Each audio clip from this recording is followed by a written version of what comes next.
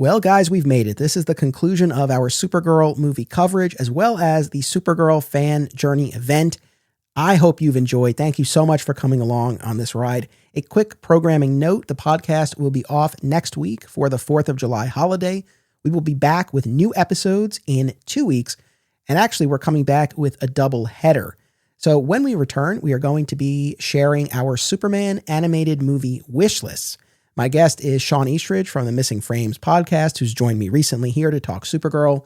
And the conversation was so epic that I broke it up into 2 episodes. So you'll get part 1 in 2 weeks on Tuesday, with part 2 following the day after. It's a lot of fun. I really hope that you enjoy, and I will look forward to hearing your Superman animated movie wishlist items as well. While we're off for the next week, it's a perfect opportunity to catch up on any recent episodes or older episodes that you may have missed, so I hope you'll take the opportunity to do that.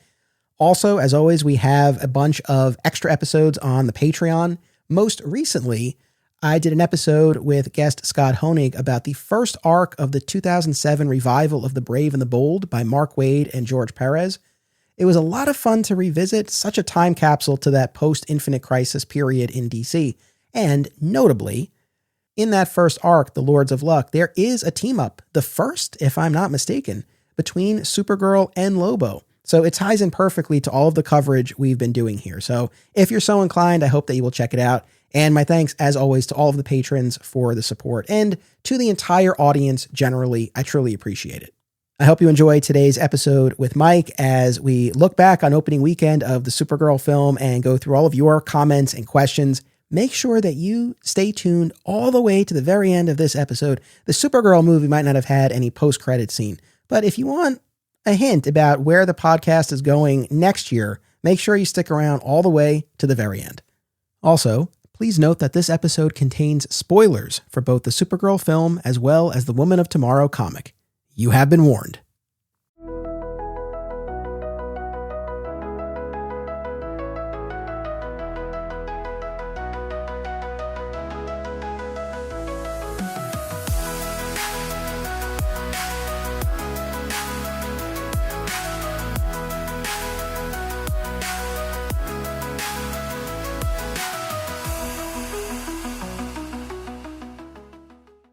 Welcome to Digging for Kryptonite, a Supergirl fan journey. I'm your host, Anthony Desiato. Joining me to discuss your reactions to the new Supergirl movie is returning guest, Mike Sangregorio. Welcome back. Thank you for having me.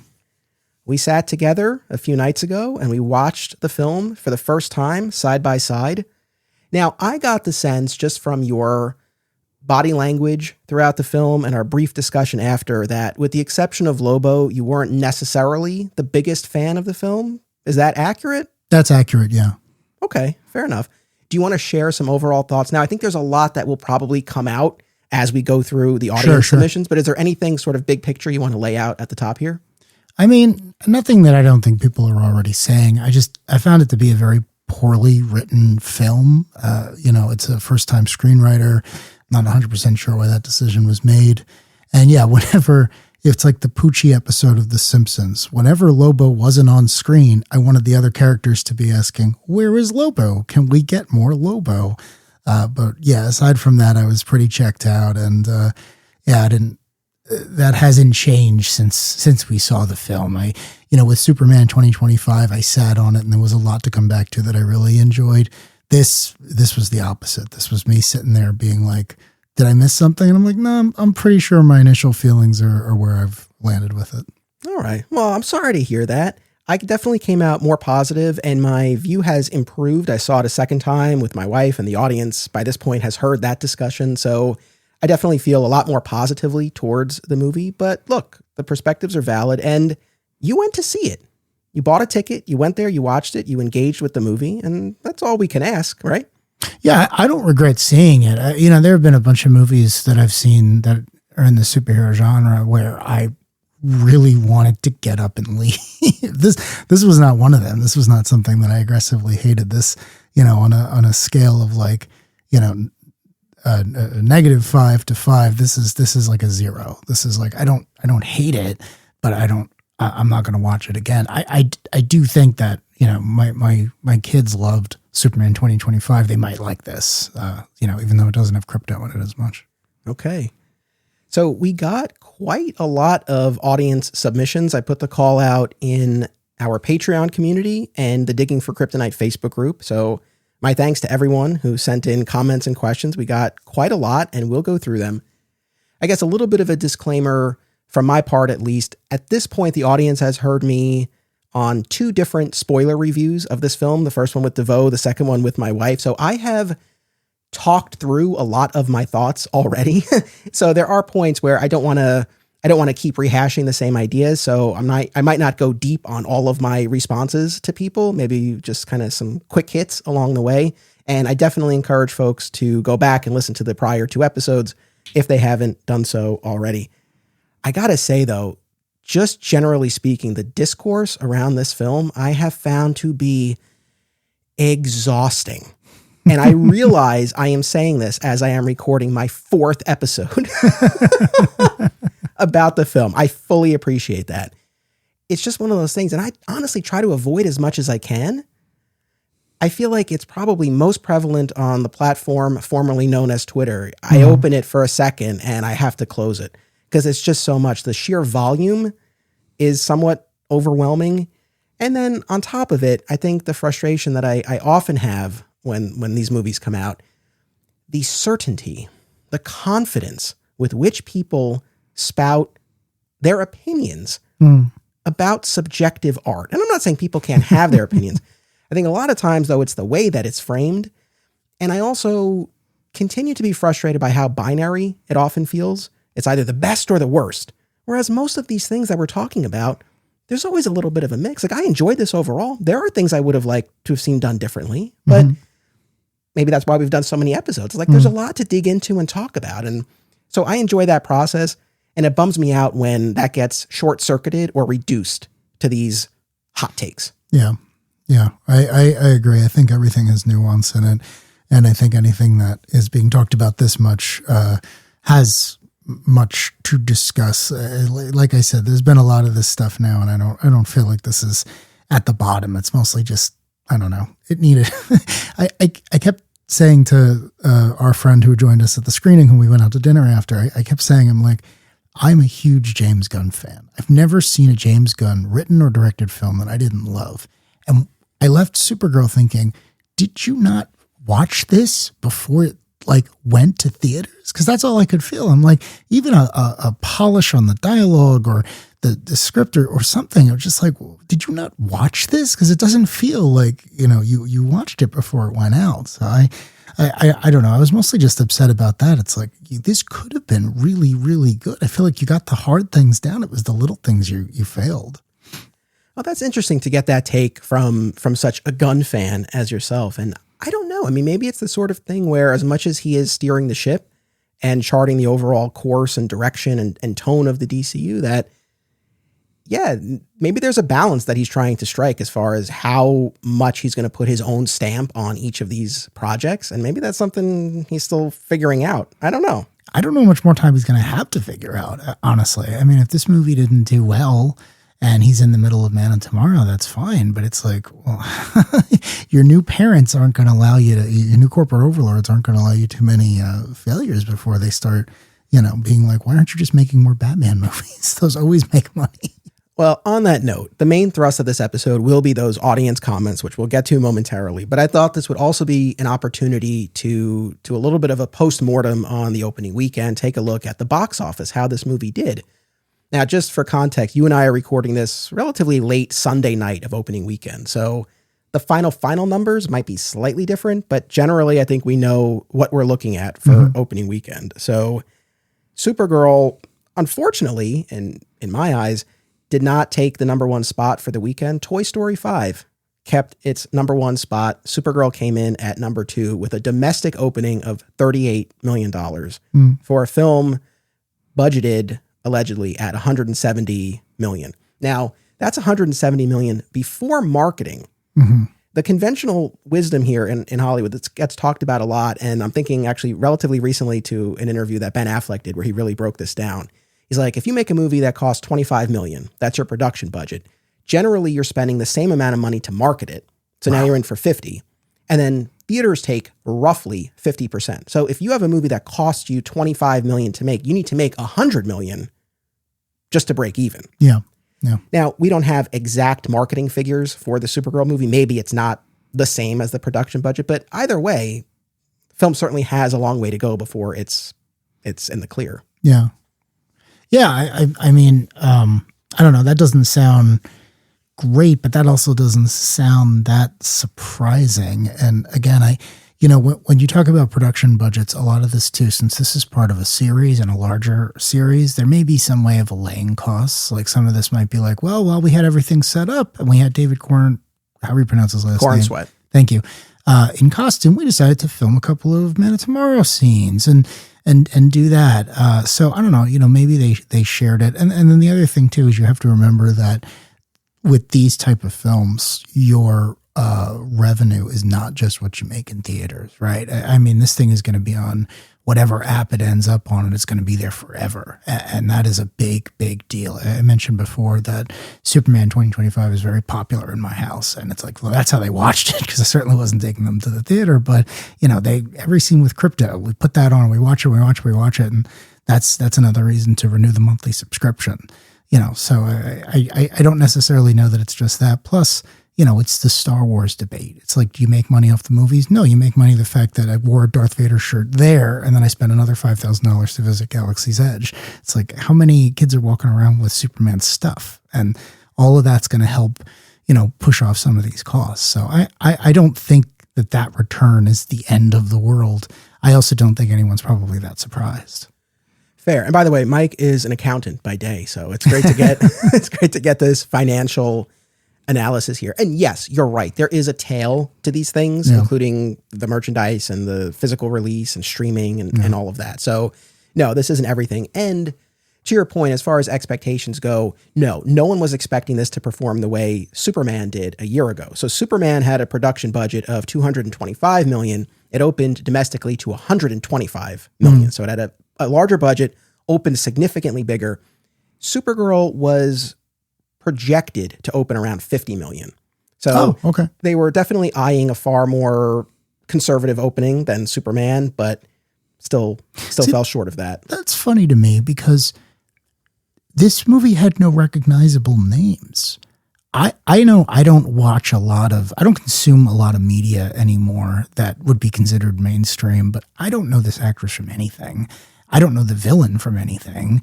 I don't know her sidekick from anything. So part of me was like, well, what did you expect? I've seen Nicholas Hoult and other things. I loved him. I loved Mrs. Maisel. It's like, in the past, what they would do with these type of things is at least spend some money on the villain, right? Like Nicholas Hoult got paid way more than David Cornsweet for Supergirl.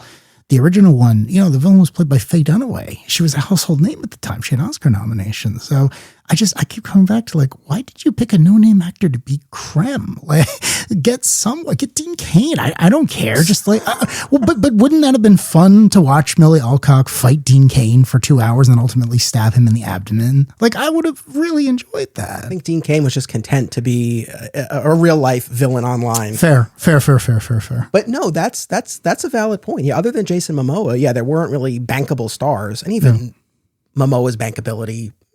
Fairly debatable as far as truly being a draw to get people, and you might feel differently, especially as such a Lobo fan. I gotta be completely honest with you.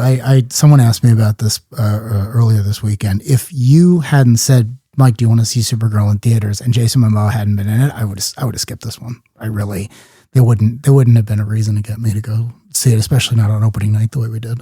Okay. Yeah. See, that's why I offered you that out when we left the theater, and I hope I didn't offend you, because you were like, why wouldn't I want to talk about it? And I'm like, no, it's just if you didn't feel strongly about it. I said, but even if you feel negatively, that's passion, that counts. So no, but like I said, I'm glad that you went. I'm glad you engaged with it. And, that's one of the things with this.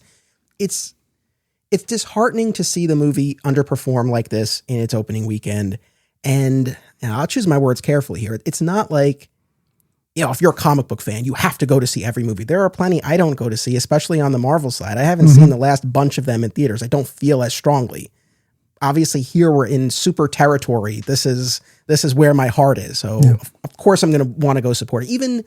Even if I had looked at the trailer and thought, oh my God, what have they done here? This is not for me. I would still go because I'm curious. I want to talk about it. And I do still ultimately want to support it. And I don't know. It's one of those things where if you are a DC fan, a Superman fan, you went to see the Gunn movie, you enjoyed it, and you passed on this one.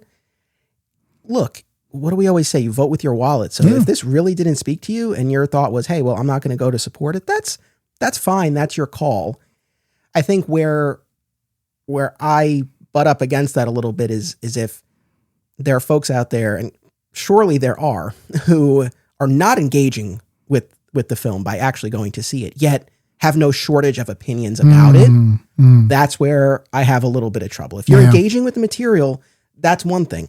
I still take an issue with sort of relentlessly negative commentary because at a certain point, I don't know what the end game is. Like, do you just want other people not to go to see it, or you just want to make sure that your displeasure is noticed and registered by Gunn and the rest of the studio, and that will result in a change of course down the line? I don't always know. And I say all of that recognizing people have a right to say and think what they want. That's totally fine. But when it does become incessant, then I do just sort of wonder, well, what is the end game here? Yeah. I don't know. Yeah.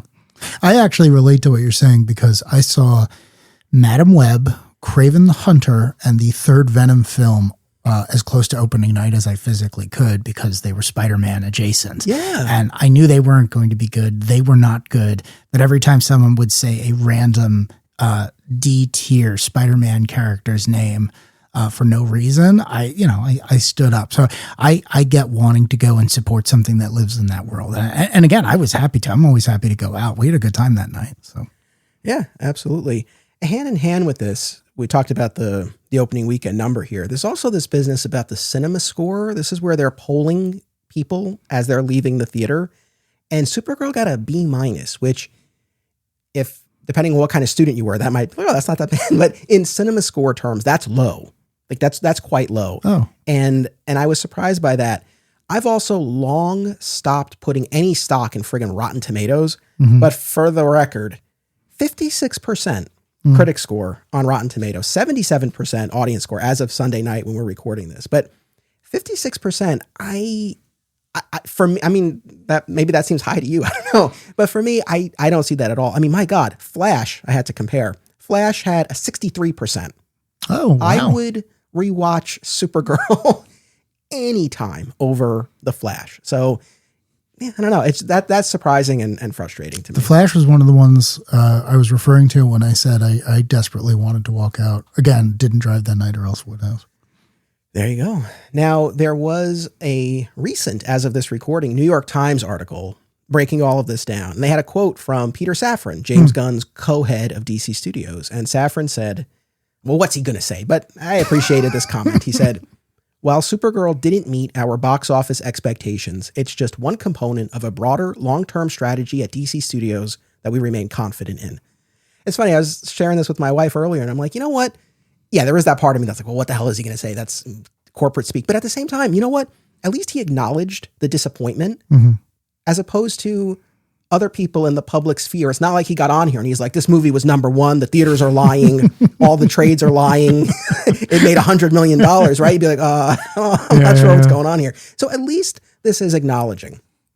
The New York Times also had this bit that I wanted to share here because this also ties in a good bit to just the wider discourse and some of the trouble that we run into with these films generally, and especially a female-led film. So the New York Times said, box office analysts on Sunday noted an uncomfortable truth. Female-led superhero movies have been rejected almost uniformly over the past 5 years or so, perhaps reflecting a resurgent misogyny among the core fan base, which is largely male. Before its release, Supergirl became caught up in a now familiar cycle of online abuse, with some fanboys attacking Milly Alcock's casting and appearance. Warner Brothers executives said they were surprised by both the ferocity of the backlash and its reach, believing the culture had evolved past that sort of campaign. And there has been some pretty vile stuff directed her way, which is, once again, just really disheartening to see. Oh, that's surprising. Yeah, I didn't think she was great, but I didn't think she was the worst part of the movie. To me, she seemed like Supergirl, so... So I don't know what the answer is to this. And I'm sure folks who hear me read that quote from the article would be quick to point out Wonder Woman, right? Which performed great critically and commercially when that came out 10 years ago now. So it's not to say that this is always the case, but it certainly can be. And as the article points out, I think within this recent crop of films, you've seen more of this, I think, of late. Yeah, I guess I hadn't thought about it that way, but yeah, I guess that's truth. I don't know what's leading into that, and I got to be honest. I participate very little in online Discord. Yeah, and that's probably for the best. I don't want to dwell on this, but it is something that I've been wrestling with, and honestly, doing these episodes, especially the one I did with my wife, was so refreshing to me because I feel like as much as I have tried to avoid all of the online commentary, it's almost inescapable. And it's easy to get swept up in it in either direction. Whether you love the movie or hate the movie, you're seeing all these comments, whether they're reaffirming your thoughts or pushing up against them, whatever the case may be. And I found just sorting out what I think for myself and having these discussions has been a really worthwhile endeavor. Oh, good. All right, let's segue into some of these questions and comments that we got from our audience members. I have a few other things from my end that I'll sprinkle in, but let's get into this. So I want to start with a few questions. We only got a few actual questions, but I want to start with those that kind of build off of what we've been talking about as far as the DCU moving forward. So Joshua Daniel Van Dyne says, my question is, now that you've seen the movie, would you consider this a worthwhile second film for the DCU? Or would you have preferred something else like The Brave and the Bold or the Wonder Woman movie instead? I think this was a great second outing because it's something that the DCEU didn't really do. So I thought, Batman is getting another movie. It's being filmed right now. Wonder Woman, just had 1984, and I still don't know if we're over that. But, the last Supergirl movie was a very long time ago, and the show was pretty well received. So I thought this made a lot of sense. And again, I just assumed that the budget was going to be even smaller. In my mind, it was like, well, I remember when the first Ant-Man movie came out across the street, it really didn't cost a lot. So when it did very well, everyone was very happy. I kind of assumed the same thing was going to be here. I kind of assumed that's why they were doing a book where she wasn't going to use her powers for 3/4 of it. So to keep that budget down, but I guess that wasn't necessarily the case. So no, this made sense to me. And again, I think she's going to be in Man of Tomorrow, and hopefully they're going to follow up on the way this one ended. So that made sense to me. Yeah, I mean, I'm thrilled that this was the second film. To have a Superman movie and then a Supergirl movie and then another Superman movie. The fact that they're building this universe out from the super corner of the DC universe. No, I'm thrilled. To your point, yeah, it's been over 40 years since we've had a solo Supergirl movie. So This was long overdue. Overall, I was pleased with the results creatively. Clearly, there's been a mix on that front. But the fact that they kept it in the super family and they gave Supergirl the spotlight. Mm-hmm. I would not have replaced this with anything else. Yeah. And again, I mean, I'm sure it's been said to death, but Lobo was perfect. Well, I do want to say, as far as all of these questions and comments that we're going to be going through here, I think there were probably 3 themes that emerged, 3 pieces that came up the most out of everything. One was praise of Jason Momoa as Lobo. I think there was only one instance where someone was like, I don't think Lobo really worked. But for the most part, pretty much everyone cited Lobo. I would wonder if that person liked Lobo, because I am in the camp of, I started reading in 91. I thought Lobo was great, and that has continued to today. So interesting. So that was one. The debate over Kara killing Krem rages, even in these comments. So there's a lot of back and forth on that. And then I would say the third theme, there's a lot of talk about where the book deviated or where the movie deviated from the book, the source material, Woman of Tomorrow. And we talked about that a lot in my initial episode with DeVoe. I would say the crux of that discussion was really examining the adaptive approach of the movie to the source material. So we talked about that a lot, but that's clearly top of mind as far as what a lot of folks submitted. And you've not read it. No. I as a general rule, I avoid Tom King comics. If you had said, Mike, can you read this? I absolutely would have, but that was not going on the stack unless requested. Yeah, I understand. Our pal Perry Constantine of the Superhero Cinephiles podcast says, do you think the lukewarm to negative Rotten Tomatoes score is something to be worried about for the future of the DCU? Is it worth noting that the MCU also started off strong with Iron Man, but sloped off and didn't really explode until the Avengers? Or are the expectations now so high that everything has to be a critical and commercial hit, or else be considered a failure? No, I wasn't really too concerned about that because to Perry's point, I keep thinking of the Avengers. Like, once the momentum was really in there, some of the movies in the series were allowed to underperform. Both because they were knowing they were going to make it up on the back end and because, in retrospect, once you have the Avengers, it's like, I skipped that Thor movie, but Tom Hiddleston was pretty good. I should go back and watch that Thor movie on Disney Plus. So, I think the same thing's going to be here. If James Gunn can hit a home run, really knock it out of the park with Man of Tomorrow, and Milly Alcock is a big part of that. I think there's a very good chance that people come back to that and say, I skipped that thing the first time around, but wow, I loved watching the three of them fight Brainiac. Let me give that another shot. So no, I don't think that's doomsday. And again, I wasn't super surprised. Yeah. I mean, generally I tend to agree. I do think, I don't want to say the stakes are higher these days, but maybe that is what I feel as far as that initial performance. As much as we are talking about there's a larger picture, and I don't dispute that, but I don't know. I certainly hope that this doesn't prove a hurdle to future projects. But kind of on that note, Tom Soliva says, not to sound glib, or dismissive of the box office, but whatever it turns out to be, Supergirl will return in Man of Tomorrow regardless, which normally cannot be said in these situations. We will see Milly Alcock as Supergirl again and soon. So maybe it's not as important, the box office, I suppose, as many analysts are going to tell us. And generally, I agree with that, especially in the sense that they're making Man of Tomorrow right now. So generally, I kind of agree, at least as far as that next movie.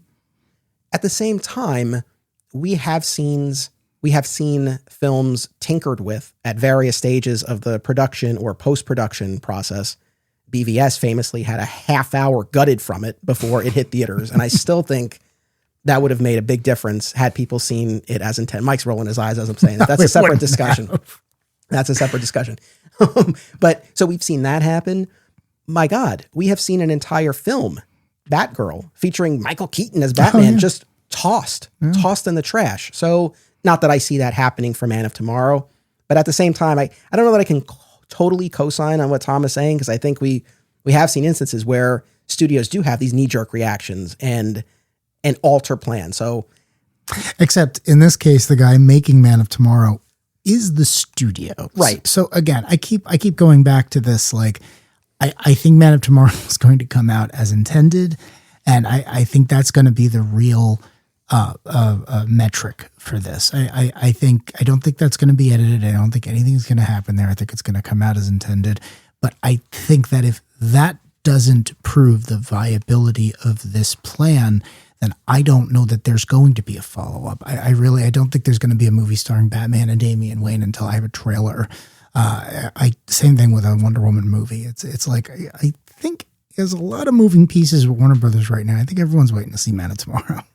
Yeah, overall, I'm with you. Yeah, I think I'm less worried about Man of Tomorrow itself than I am about projects after that. So we'll see. But I still remain very excited for that. I mean, my God, we've seen these photos of Nicholas Hoult in a practical green war suit. Practical. I'm ready. I am ready. We're going to go berserk next year covering this. It's going to be a lot of fun. So, all right, now we'll move into some more comments here. I generally categorize these into folks who were pretty positive on the film, folks who didn't enjoy it as much, and the largest category, not surprisingly, were folks who were a bit mixed on it, who generally liked it, but had some quibbles, or maybe overall didn't like it, but they found some bright spots. That was far and away the biggest category, which makes sense to me. That's I feel like, not to knock anyone who was over the moon about it or anyone who hated it, but at the same time, just for myself, it's like, that's where most of these things land. Scott Davis says, I absolutely loved it. The acting and atmosphere were incredible. There's a defining moment for Kara at the end that everyone will be debating, but I'm fully on board with it. I'm actually really enjoying the new DCU tone so far. Yeah, I think he makes a very good point, which is the characterization of Kara, however we're going to say her name, I was mostly on board with that because I think they did most of the legwork. I think the idea of setting up a woman who's constantly mourning all of this stuff, you know, it's Batman territory, right? Her and Bruce were the same age when they had these life-altering things, and she chose a different way of dealing with it. So I was pretty much on board with a lot of that.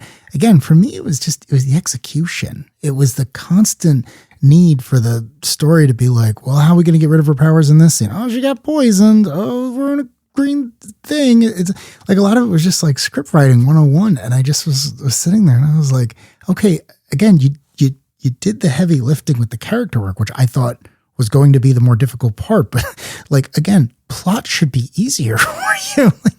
Again, I just like, why did James Gunn not read this and just say, oh, wow, I really want to spend more time with Kara. What are all these placeholders? All this other stuff that actually happens. So I agree with that take. You know, if I was a true Supergirl fan, I feel like this would be a pretty good representation of the character. I just didn't enjoy what she was doing for an hour and 45 minutes. Oh, interesting. Well, let me ask you about that because, yes, we start off with her on a red sun planet, but then once she charges up, she's only partially incapacitated with the poison on that one planet. The poison. And then the green sun, of course. The green sun, the kryptonite arrows.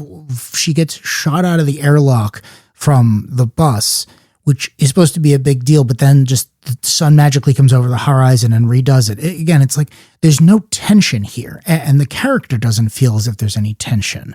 And, you know, someone I was talking to was like, well, isn't that the same thing with Superman? I'm like, yes, except, again, I know I'm like a gun zealot here, but it's like in Superman 2025, he constantly finds these ways to make Superman feel out of sorts, whether he's emotionally down or physically down or being beaten up by a clone. It's like, I kept going back to the fact, like, you have Lobo, one of the few characters who can canonically beat up a Kryptonian, like survive a fight with a Kryptonian. It's like, why wasn't that the main set piece? Like, why wasn't a drunken, barely sober Kara and Lobo, having been hired by kid sidekick number one, whose name I can't remember, why wasn't that the set piece of just like beating the crap out of each other and then being like, hey, you know what? You're not that bad and I don't want to annoy your cousin. I'm going to let you go off and Ronin this stuff. Fair on that Lobo point. And in retrospect, yeah, that does seem like that would have been a natural path to follow. Especially, did you see the Man of Tomorrow animated movie that came out in 2020? No. I quite liked it. It kicked off the Tomorrowverse line of animated films, which most of the rest of them I didn't particularly care for, but I did quite like. I recall you telling me about that first one. And there's a knockdown, drag-out battle between Lobo and Superman. But spoiler alert, they end on... friendly is probably too strong, but they end on somewhat of a truce. Yeah. So you see that. So yeah, they definitely could have gone down that road here. I mean, for whatever reason, they were looking to, I think, sprinkle in Lobo as opposed to make him that set piece. But to your point, it's like, yeah, there could have been some value in that. I have a question for you. Yeah. Do you think Momoa's scenes were added after? No. Okay.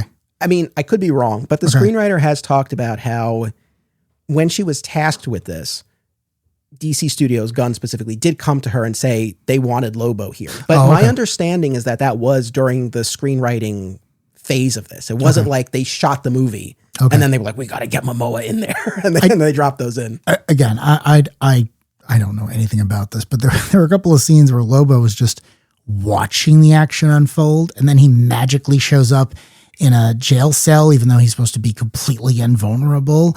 And then later at the end of the movie, he's literally watching her commit murder. And I was just like, do you remember in the first Thor movie when Hawkeye is introduced? Yeah. Hawkeye doesn't interact with anyone else. And it was very obvious this was filmed later because they needed to set him up for the Avengers.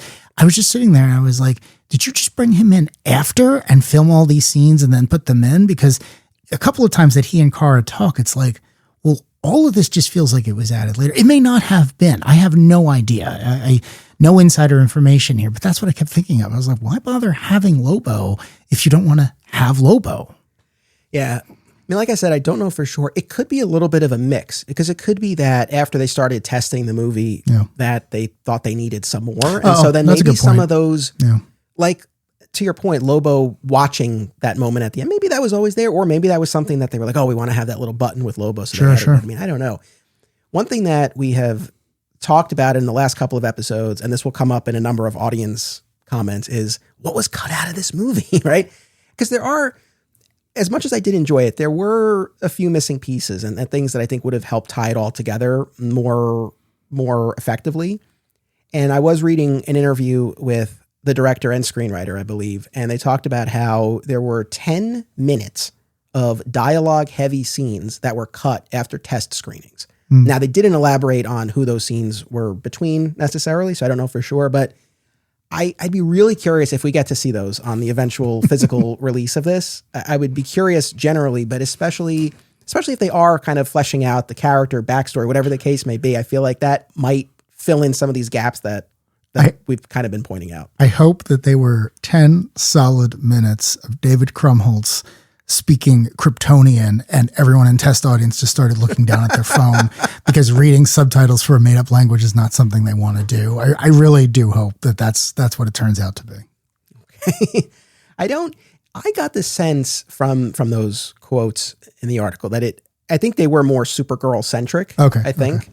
But yeah, I'd be really curious if we get to see those at some point.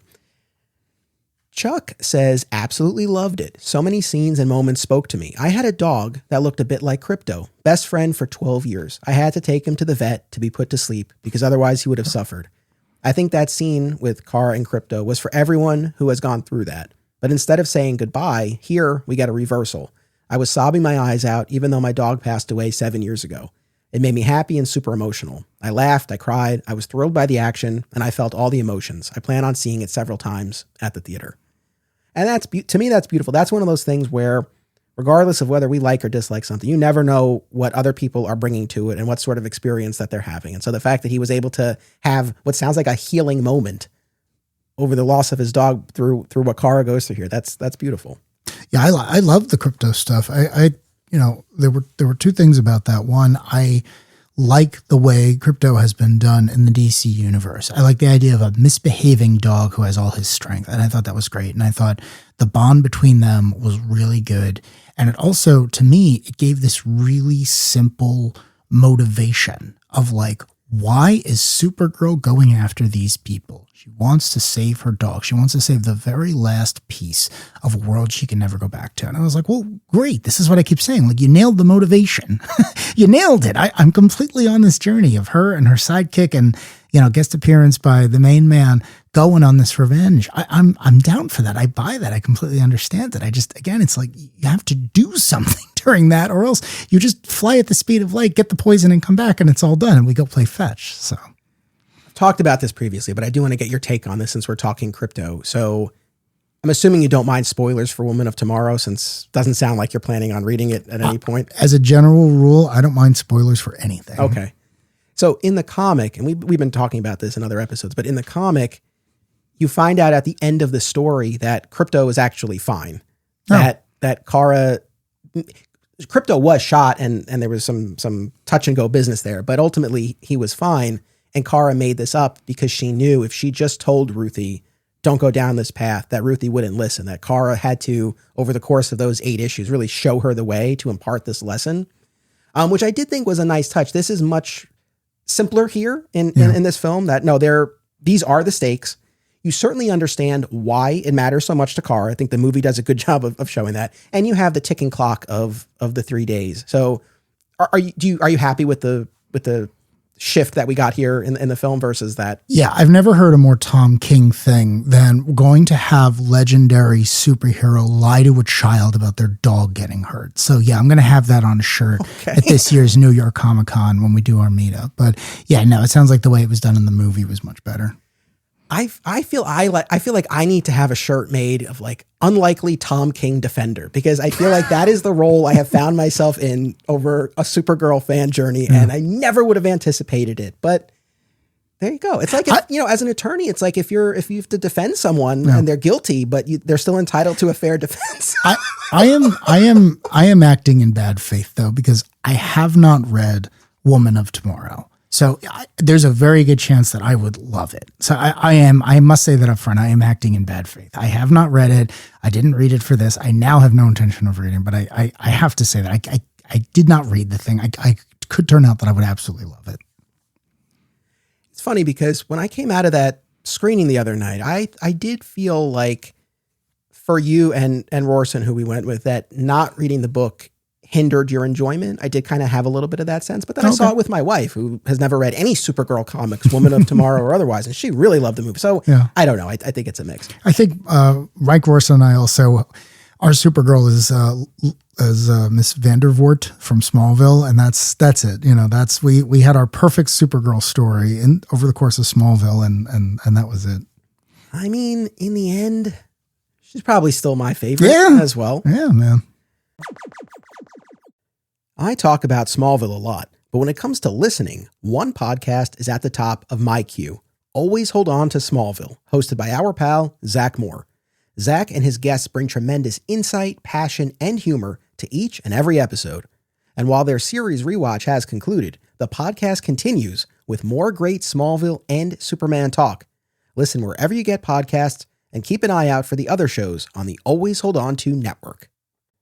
I'm a parent, which means that a family-friendly comic shop is a must, and there's none better than Aw Yeah Comics.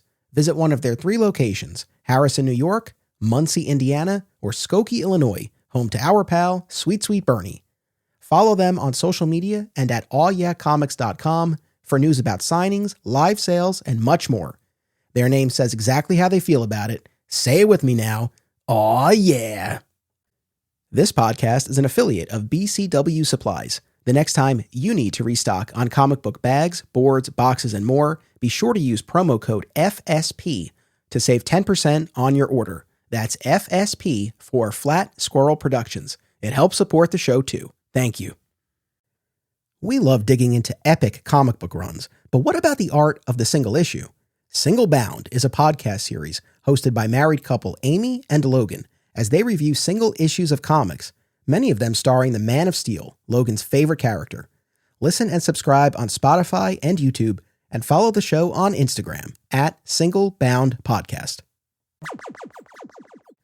Terrence Jordan says, really good movie. It was fun and entertaining. Millie was perfect. Jason was meant to be Momoa. Enjoyed it very much. The story was solid for her first movie. The villain was one-dimensional but funny. 7.5 out of 10. You know, it's funny about the villain. You know, I always say that a superhero story, regardless of medium, it really lives and dies on its antagonist. You know, the protagonist really can't change all that much because it's the perpetual second act. But you get a great antagonist and you can tell whatever story you want. My main complaint, and what I keep saying about nothing happening, was I don't mind that you didn't give Krem a backstory. I don't mind that we didn't have flashbacks about how we got into this. What I mind is, again, I didn't read the book. So we got little hints that both he and Kara were survivors of worlds that had died in terrible ways. And they went about surviving in different fashions. And all I wanted before she murdered him was for Krem to say something like, you know, if you didn't wake up on a planet with a blood relative and magic superpowers, you could have been where I was. You don't know that for a fact because you're angry and you would have had nothing left and you don't know what you would have done to perpetuate your species. Again, obviously Krem is a bad person doing like irredeemable things over the course of the movie, almost cartoonishly bad. If he had a mustache, he'd be twirling it. But this idea of like, you know, here but for the grace of my cousin or a dog or something. It's like you have to be able to look at this and say, you know, I didn't blink at the abyss. And I just wanted a little bit more, a little bit of meat in there is all I'm asking for. We are in alignment on that. You know who doesn't agree with us though? Our next commenter, JJ Hodges, our pal JJ, who is positive on the film, but he says this: anyone that says that Krem is a weak villain clearly didn't understand his purpose in the film. He did not have an arc, which was deliberate. He's a manifestation of both Kara and Ruthie's trauma. Kara was protective of the fact that Ruthie could still have a mostly innocent childhood. Kara's actions in the finale prove that. Ruthie gets to have her revenge, and Kara gets to have a cathartic release. I thought it was just about perfect. Now, JJ, love you, bro. It's funny, I'm thinking about comments that I've made to my legal writing students, because sometimes in their essays, it's like, oh, the element of this crime was clearly satisfied. It is obvious that the defendant is guilty. And I'm like, get that out of your writing. Because if anything were that clear or that obvious or apparent, we wouldn't be having this discussion. Yep. So to JJ, I'm glad that this felt as clear to you as it did, but I definitely wouldn't frame it in those terms. And this kind of goes back to what I was saying at the beginning about how a lot of this is subjective. I can look at Krem and recognize the function that he serves in the film. And on a positive note, by having, I guess, a less developed villain, you do focus more on your lead character. But at the same time, building off of what you were saying, I think there's at least something else that could have been layered in here to flesh this out and have the sort of moment that you're talking about here. So I really can't totally co-sign on that. It's funny. A lot of this movie seemed to be pulling visually from two places. Mad Max Fury Road, which is a very, very good movie, and the Guardians of the Galaxy franchise, which are also very good movies. And, the people who made this movie, their boss made those. And if you go back to Fury Road, Nicholas Hoult, or our Lex Luthor, in that movie is a very similar one-dimensional antagonist. And over the course of the movie, he gets an arc where at the end, I think he's actually on their side. And through that, you get to see the evil that is being done and why it's mostly a manipulation of people's ignorance. And granted, that's a much more nuanced film than Supergirl or any of the superhero films. They're in different genres. But I just kept thinking about that. I was like, if you're going to steal from Fury Road, that's fine. It was a really good movie. I want more people to be inspired by that. But let's take some of the deeper stuff. Let's not just leave it on in the background as we're writing. let's put a little bit of it in there. And I kept coming back to that where it was like, yes, the brigands are bad and they're very, very bad and they're very, very bad. But why are they bad? Why is Lobo after this one particular guy? What did he do that was so terrible that he's letting all the other child slavers live? Did he kill a dolphin? What happened? And again, I'm not saying you needed another half hour. I'm saying there were plenty of points in this movie. Yeah. It's, and then we're good, man. We're good. No, I hear you. Kenny says, I enjoyed it. Milly Alcock was a good Supergirl. Number 3 for me, behind Helen Slater at number 2 and Melissa Benoist at number 1. Jason Momoa was good as Lobo, and David Corenswet's cameo as Superman was great. 8 out of 10. Yeah, like we were saying, I think we'll see where this character goes in future projects. For me now, I still hold Laura Vandervoort up at number 1. But look, it's an ongoing process. Connor Hallett says, I liked it. People are too harsh on it. It was a lot of fun. Mark Hall says, I really, really enjoyed it. I don't think I'm quite compelled enough to see it at least twice at the cinema, which I generally do with comic book movies, but I still thought it was a good film. It missed greatness for me because the script didn't quite sing. I also really didn't enjoy the needle drops and felt that each scene would have been stronger with just score music. The aliens and their worlds looked and felt derivative. In fact, if you could suck out all the similarities to Guardians of the Galaxy, I think I would have been more satisfied. Milly Alcock was superb, though, and as was everything set on Earth and Krypton. I definitely look forward to seeing more of her in the future.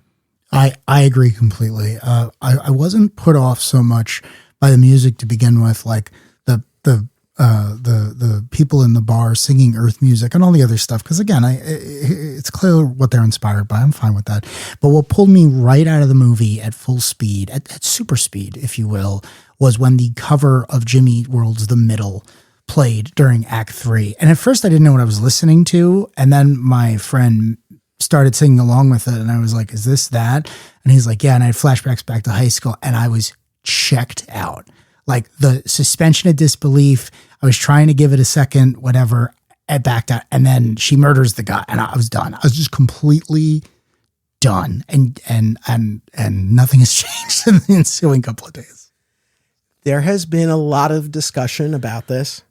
Well, you know what's funny is when it started, I was singing the words, but I was having a mental disconnect. And I was like, but what song is this? Like I was singing in my head and I knew all the words. I'm like, but what song is this? So I liked it, but I understand. And this has been talked about in the days following the film's release. Apparently, this came down to the wire as far as which song they were going to use. And if memory serves, I think they went through like 45 different song choices. And the one who came in and made the ultimate call was your pal James Gunn. Oh, okay. And this was what he went with. the one thing that I would say, I mean, I'm biased because like I love that song and that takes me right back. But it's like with Guardians and Star-Lord and his mixtapes, like you understand why he has music from a specific period of music history. And so I think but it's like, I understand why they couldn't have set this up if they, this could have been any number of dozens of other songs. Well, no, that's not true. I disagree. Every flashback on Earth, she's shown wearing headphones to drown out her super hearing. Yeah. So why weren't we treated to that playlist of like, hey, these songs for whatever reason allow me to go out, and then when they play later on, they remind her why she's doing this in the first place. Like, again, it was set up, it just wasn't followed through. No, I'm with you. No, I just meant that since they didn't know they were going to use this music, it's like they didn't. I got you. They clearly set up that she used music, but. It's like, I don't think they would have thought like, oh, we need to make a point about 90s pop punk because we're going to use this song. That's what I think was missing there. But you could have had something. Look, one of the things I've been saying is I would have loved at least one more scene with Clark trying to help her get acclimated to Earth. And it could have been like, hey, I made you a mixtape. And given his age, it wouldn't be that unusual if that song was on a playlist that he made for. So absolutely. I think it would have landed if there had been, or it would have landed more for more people if there had been more set up for her musical taste, as opposed to just the fact that she listens to music. I agree. We're rocking along here. Patrick Mullins says, we didn't get a chance to see it until last night, but after hearing all the negative reviews, we went in expecting a flop. Instead, we both left shaking our heads, wondering what movie everyone else watched. My son, who turns 13 next month, and I genuinely enjoyed it. We both agreed it was so much better than Superman 2025. Whoa. Whoa. I'm going to stop here for just a quick second.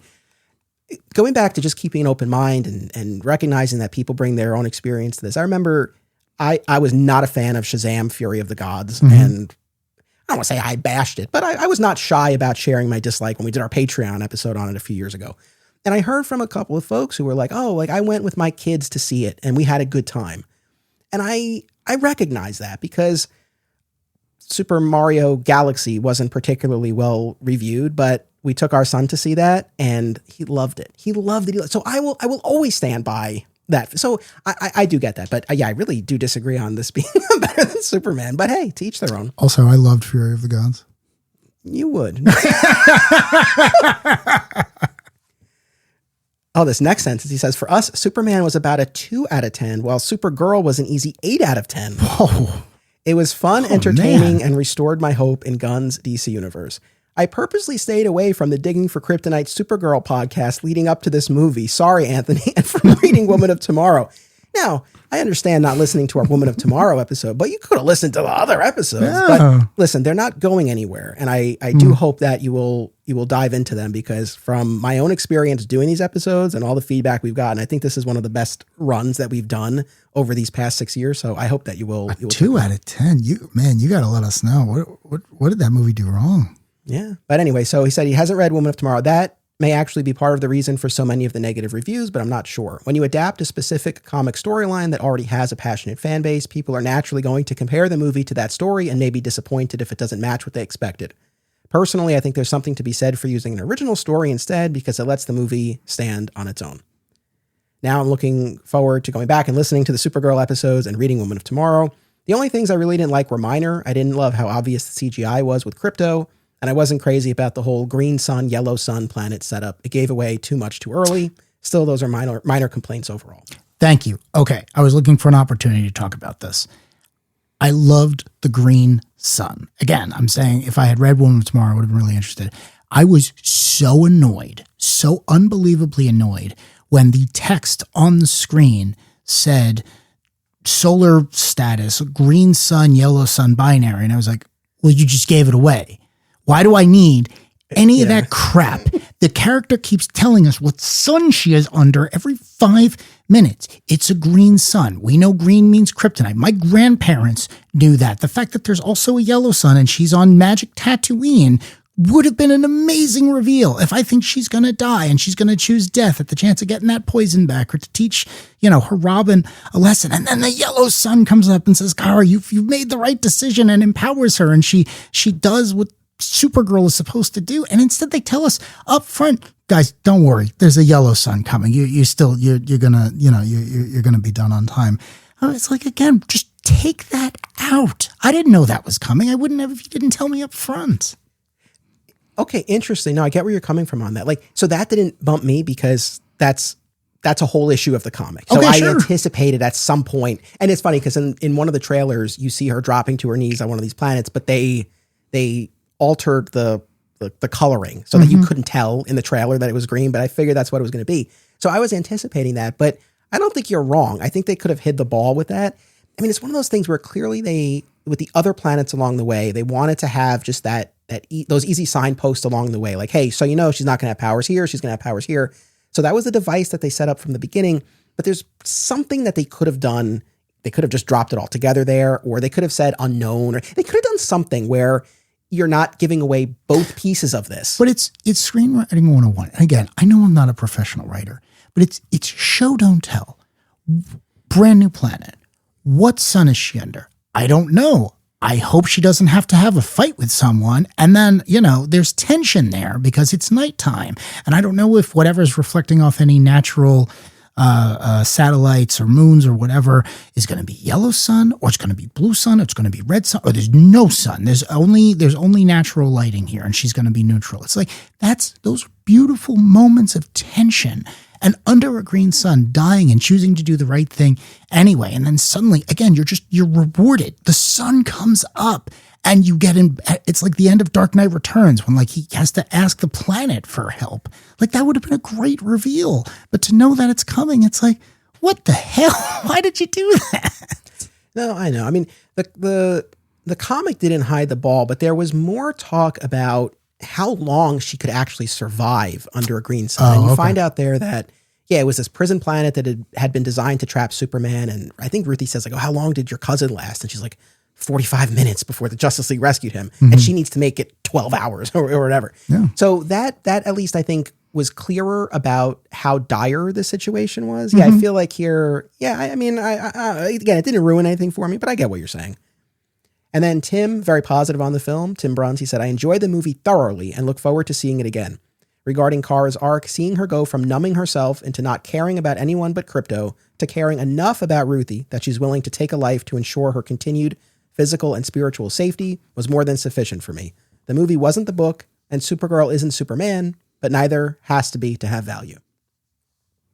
Martin, our pal Martin Gray, I was worried about Martin. Martin's one of the biggest Supergirl fans I know.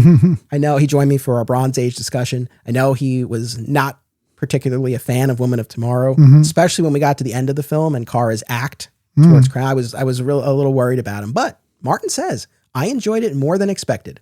Lobo wasn't needed, but Milly was great as Supergirl, and I liked Eve Ridley as Ruthie. The flashback to Argo was terrific. The one to Kara's arrival on Earth, less so. Clark acted like a dunce. Hey now. The truncated quest was appreciated. We don't need a film that goes on and on like a super sideways. Krem was crap, like a space child catcher, and the ending made no sense after Kara's previous insistence that killing wouldn't lead to peace. I never give ratings, but a solid 7 out of 10. I welcome your thoughts, but I have sorted out my feelings about Kara's emotional journey and the lesson that she's trying to impart to Ruthie and what Kara's killing of Krem really means. And I think I was kind of in line with Martin after that first viewing. It's like, there's all this talk about don't kill, that's not the way, but then Kara kills. But she's doing it to spare Ruthie. But more importantly, I truly think the larger point that's going on in this film, and maybe it could have been articulated more clearly, but I do think the point is that in what Kara's trying to impart, and also in what Kara's trying to figure out for herself, is how to process trauma, how to carry grief, how to move forward.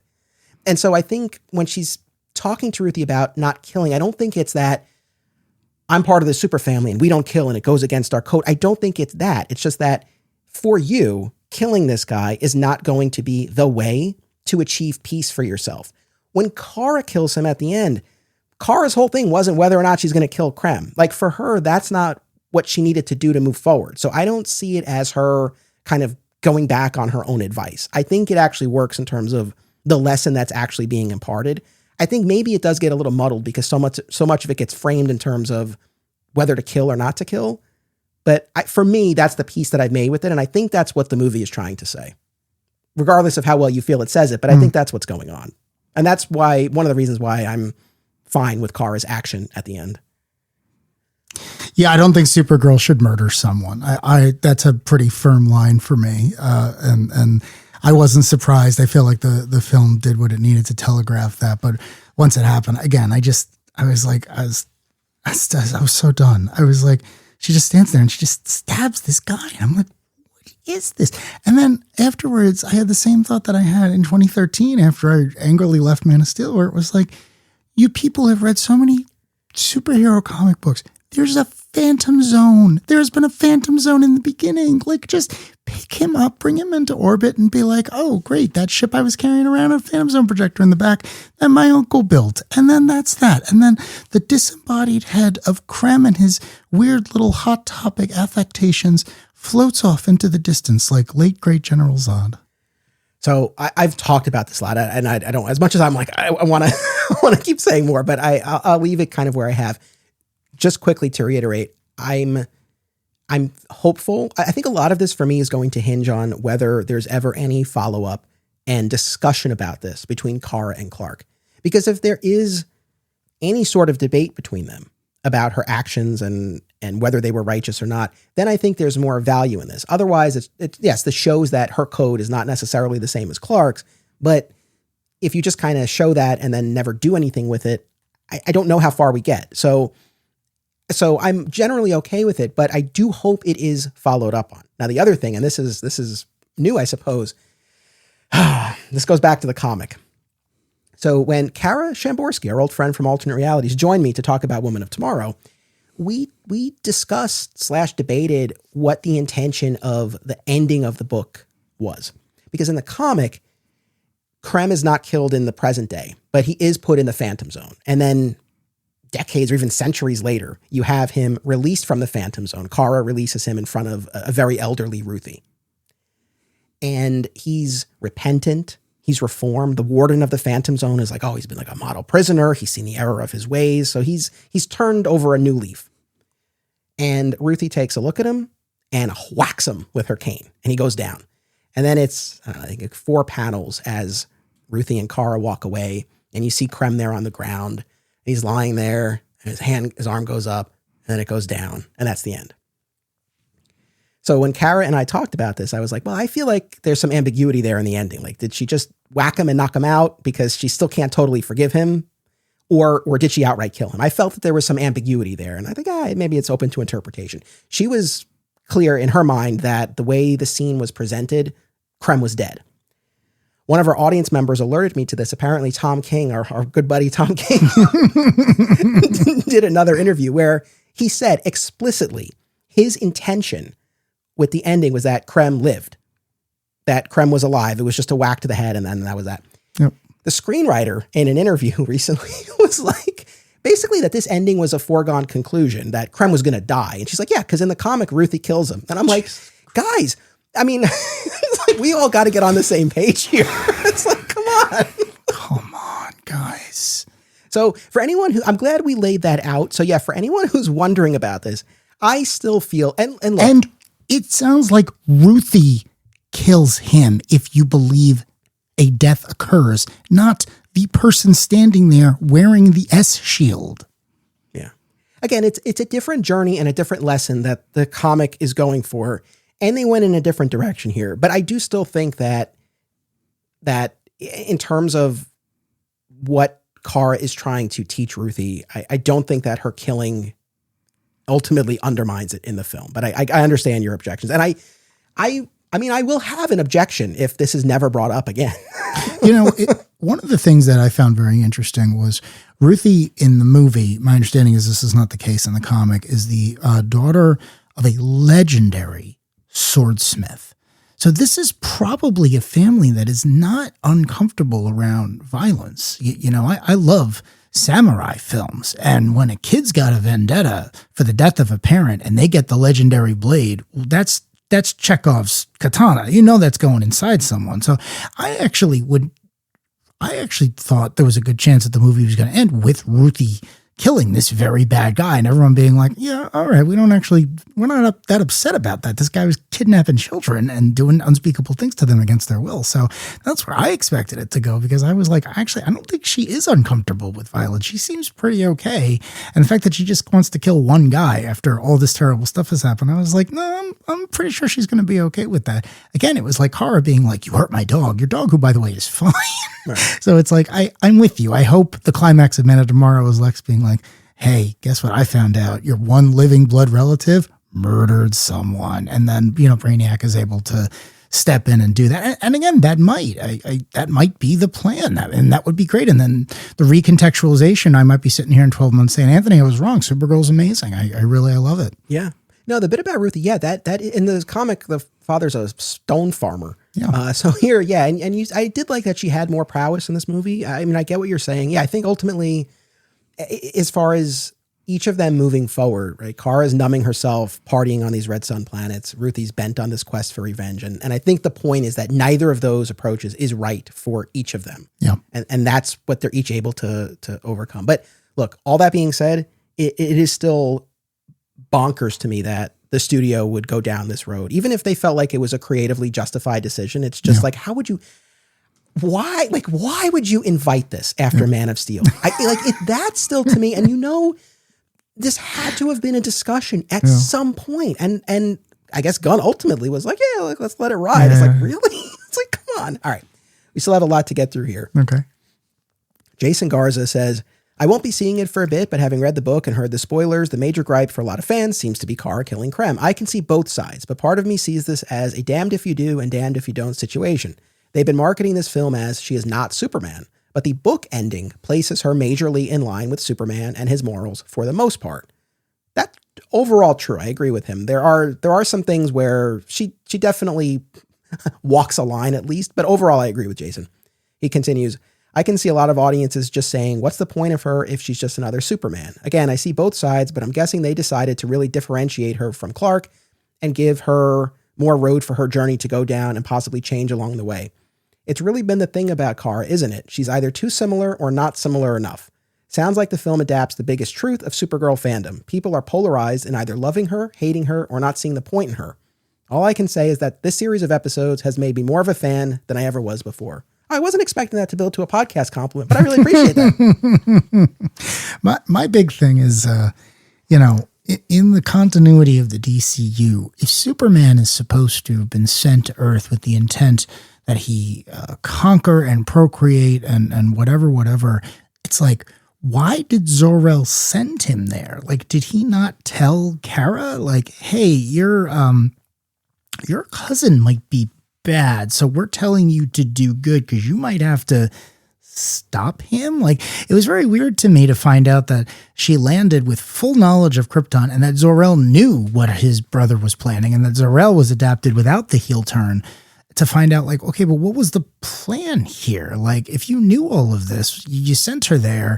In the comic, it makes sense because, Jor-El wanted the best for his son. But here it's like, what did you tell this poor girl to expect? Like, was she keeping a secret for 10 years and be like, actually, I knew that's why they sent you here, but you seem like a nice guy, so I never wanted to tell you that. Like, there's more we need there. Okay. I mean, all right. It's wild because I keep talking about this, but I was floored when we got that Allura line.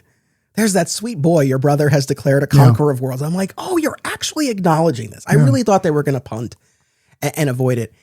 And so, yeah, I think this does a good job of showing the different ideologies of Zor-El versus Jor-El. But I think your point is well taken. And yeah, like that's the sort of thing. Zor-El is explicit to Kara in terms of you're going to need to use your powers to help people. But it's like, yeah, what about a heads up that like, hey, your cousin might have set himself up as king of the world.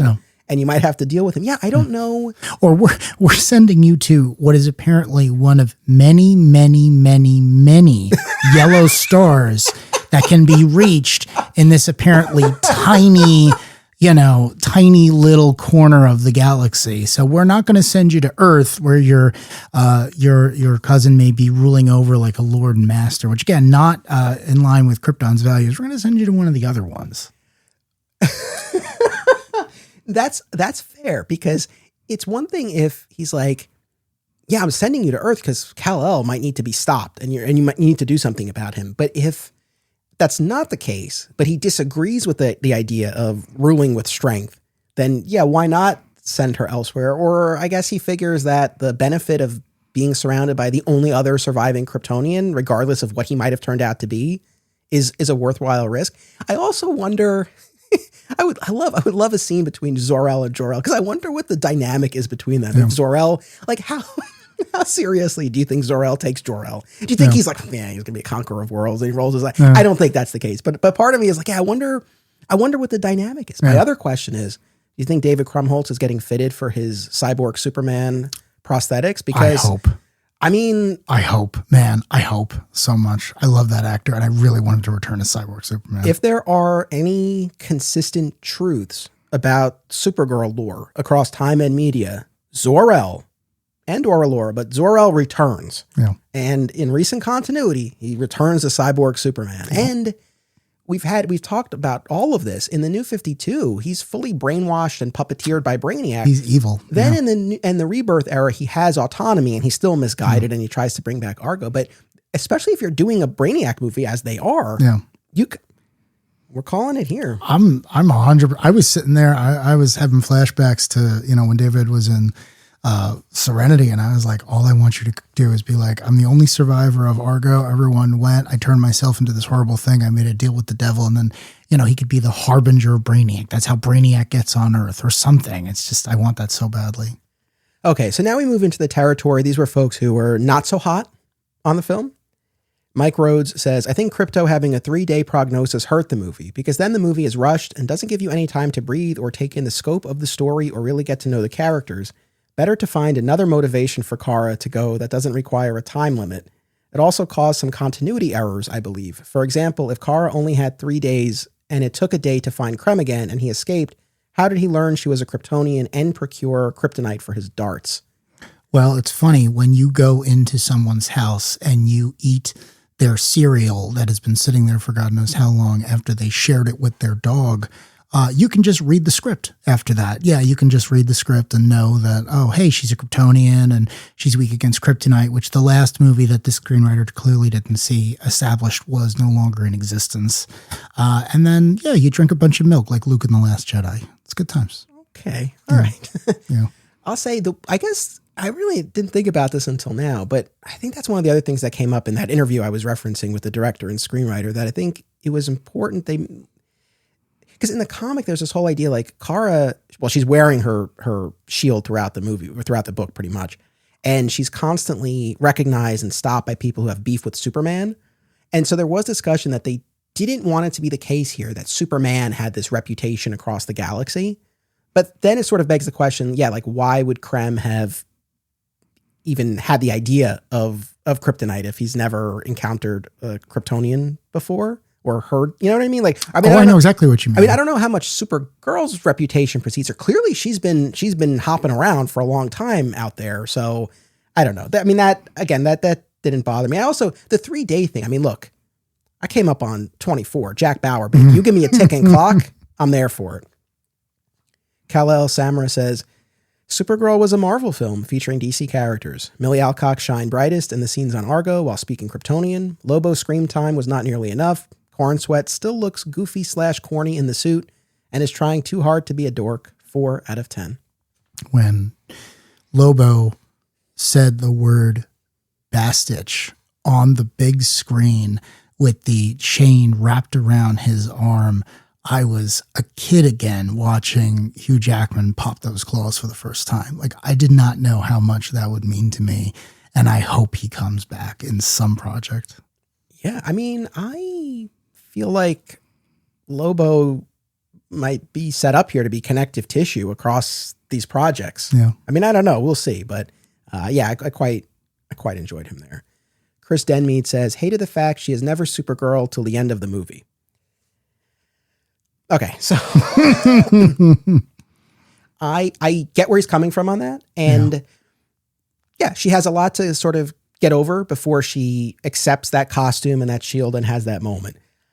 However, A, I enjoyed watching her get to that point, but B, maybe this is the Smallville fan in me. It's why, like, when people talk about Tom Welling in. It's like, there's always this disclaimer. It's like, well, but he was Clark and not Superman. It's like, okay, fine. But to me, that's the character. So the fact that I felt like I was watching Supergirl throughout this movie, even if she didn't have the costume till the end, even if she was messy and cursing and having a hard time along the way, I still felt, I didn't feel like I was denied Supergirl until the end of the movie. I mean, I get what he's saying, but again, I didn't feel I disagree. And this is the same complaint I had about Man of Steel back in 2013. If you're going to make a movie about Superman or Supergirl, you should make a movie about Superman or Supergirl. And this movie, like, they flaunted the fact that she's not in her costume. And to me, that's weird. It's very strange. It's like, if you want to do a different movie, do a different movie. There are plenty of characters where you could have done that with, but it's like, this is Supergirl. And that costume was in the trailers. It was on the movie posters. I'm sure there are figures of it. It's like, why bother with that? Like, I keep going back to Spider-Man, and it's like, you know, if you had done a Spider-Man film and he doesn't get the costume until the last 30 minutes, I'd have been really annoyed, you know? And I know there aren't that many Supergirl fans out there, but it's like, the ones who showed up probably would have liked to have seen that earlier on. I thought it was a misgiving, I'll be honest with you. Okay. No, I understand. And I one of the things that I have said, and the wife agreed with me on this, that if it was going to be such a moment for her to put on the costume, I do think showing her reject the costume or having been in the costume and take the costume off at some point in the past before she goes on this bender, I think could have helped. And that could have also given, I don't know that would have solved the problem that you're raising, but at least it would have given you a little bit more of her kind of in that mode. Because I do think if it's ultimately going to come down to, like, this is her moment, she accepts this. When we pick up with her, she has already rejected it, but I think there could have been some value in seeing her make that initial choice that then she reverses later on. Yeah. Step into the refraction with Drunken Avenger #1, The Volunteer, an indie comic by Rick Reason that turns the tropes upside down. 4 men died in 9 seconds. John Stevens survived, but survival has a price. Now, the government calls him a variable. The media calls him the Drunken Avenger, and the city of Meridian is caught in the crossfire between civil liberty and national security. Follow @Drunken Avenger on social media for project updates and previews. My comic shop closed over a decade ago, but if there's one place where I feel that same sense of camaraderie, it's Fat Moose Comics, New Jersey's best and oldest comic book store, led by current owner Sean Hendricks. If you're looking for something and they don't have it, they can probably get it for you. They know a guy. Visit Fat Moose in Whippany, New Jersey, and be sure to reach out via the Fat Moose Comics Facebook page. Ever wonder what would happen if a person who knew barely anything about comics decided to absorb hundreds of Superman stories from all eras and media? That's exactly what Robbo is doing on This Podcast Will Never Die, which starts with all the ways the Man of Steel stood out on the newsstands in 1938. Listen and subscribe to This Podcast Will Never Die, and you'll never look at Superman's trunks the same way again. Okay, Tashmon Dimps says, I won't front. I really struggled with this one. I was hoping the negative reactions were being dramatic, but I do think Supergirl is a real misfire in this new James Gunn-led DCU. It's not that this movie is bad, but it settles for less in a way that I don't think is necessary at all. A lot of what I liked about Woman of Tomorrow, mainly Kara's acts of empathy and the variety of alien locales, feels absent, and in its place is a lot of derivative sci-fi hijinks, ugly-looking hijinks at that.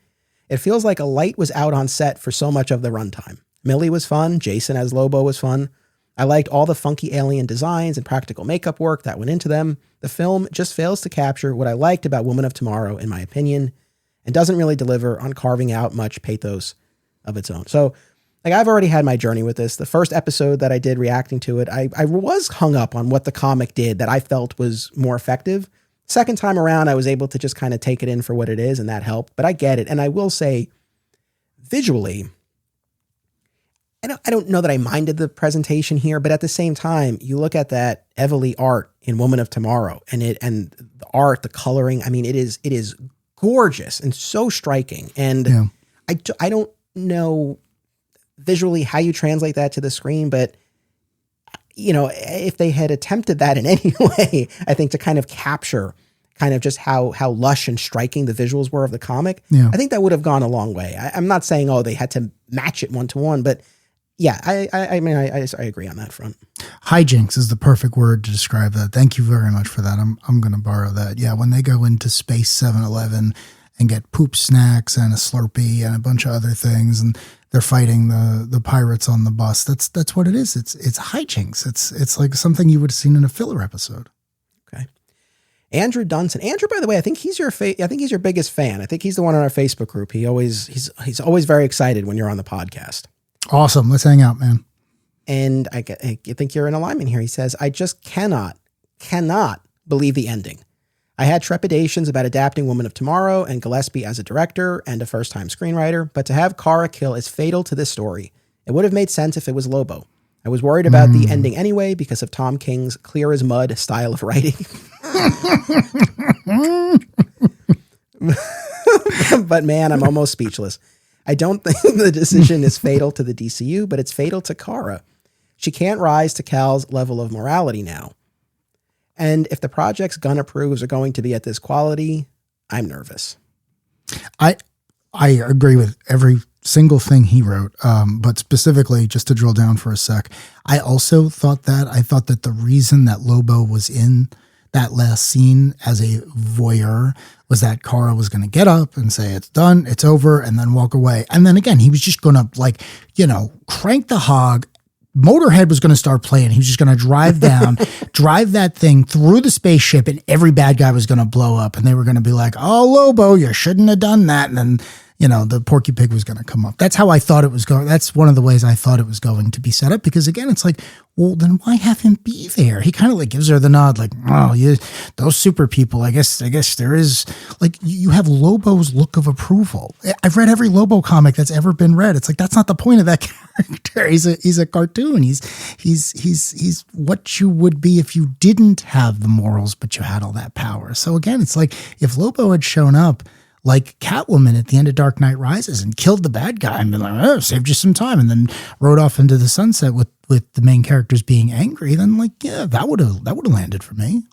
I have said this, and I still stand by this. While I'm okay with Kara's action here, again, presuming that it's going to be addressed down the line, even if it's not, I'm okay with it. But I do still think a viable alternative path that still would have accomplished largely the same thing. Maybe you'd still push back against this, but if it's not that Kara leaves Krem and then Lobo swoops in, but if she knowingly leaves Krem to Lobo, so she knows what's going to happen to this guy, but she doesn't perform the act herself, I think that could have been a little bit more of a middle ground. It sounds like you're still not into that. I'm not going to kill you, but I don't have to save you. Yeah. Like from Batman Begins. At the end of the day, it's like, I keep saying this, but if you want to do a Superman story, do a Superman story. There are 80 years of stories where this guy and his cousin are bending over backwards not to kill anyone because the story over says you have the power that you don't have to.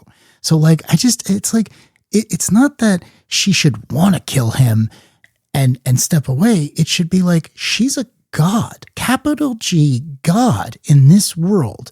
And she's looking down on this horrible, disgusting waste of life. She shouldn't want to kill him and fight the urge. She should be like, I don't even want to do this. I want to save her from feeling bad about this and then just walk away because it's like, again, I always go back to it with Superman. I don't think Superman has ever wanted to kill anyone. He can hear and feel everything. And she's just as powerful as him. It's like, just take her and go away and leave all of this nonsense. And then, if you want to come back in a couple of days after you sobered up and be like, man, I should really stop that interstellar child slave ring, then that would be a great follow-up story.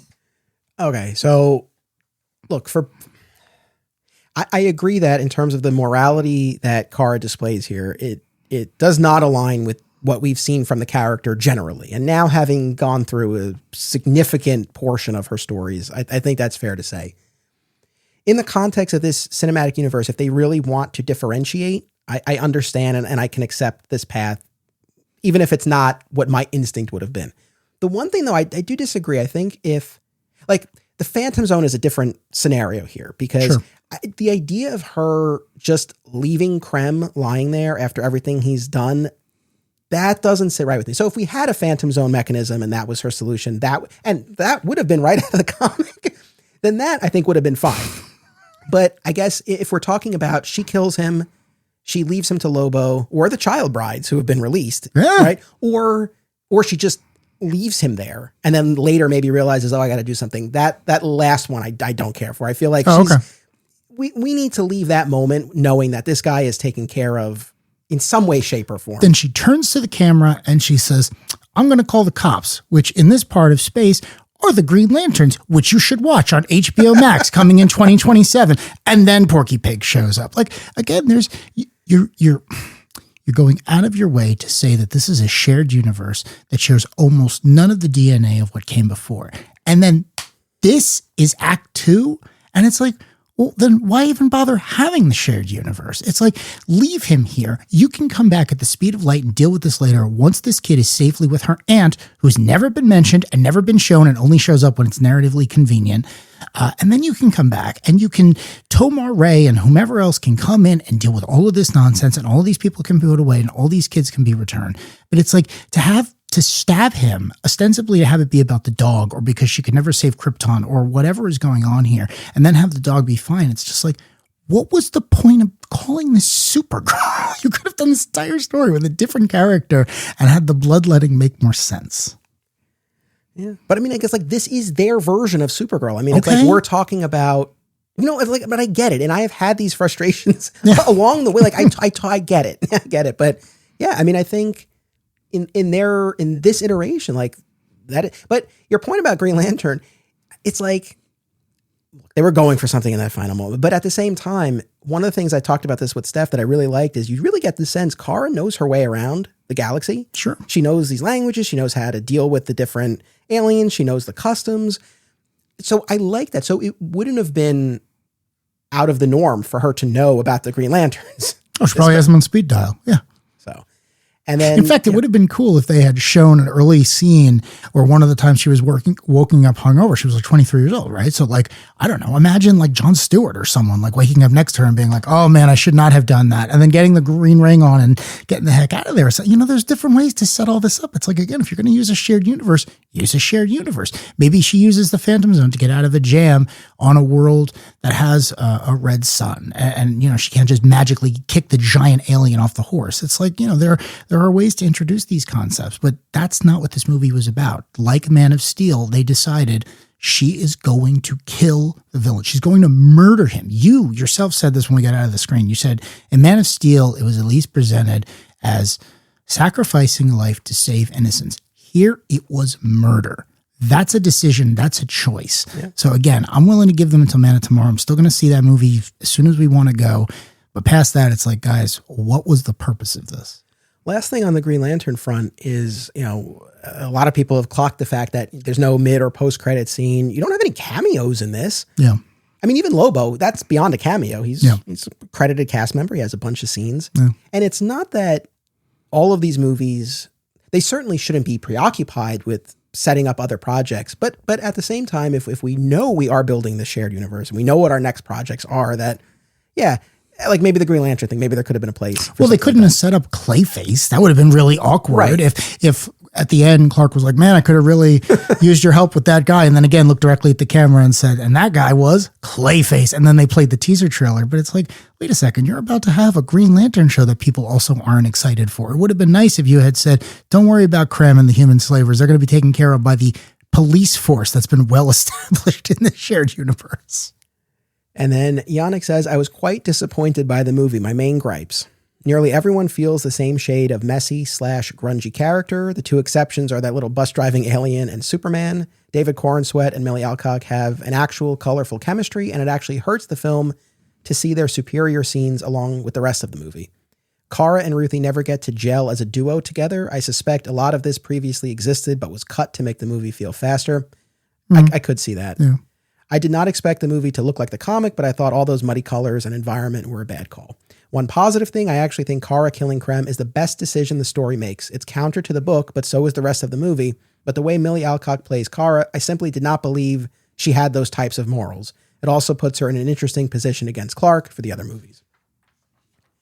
Okay, shall we move to our final category here? Oh. So these were folks who, like I said, were a bit more mixed. And there are a couple of specific items that are brought up in some of these that I'm excited to talk about that we really haven't delved into yet. They're coming up.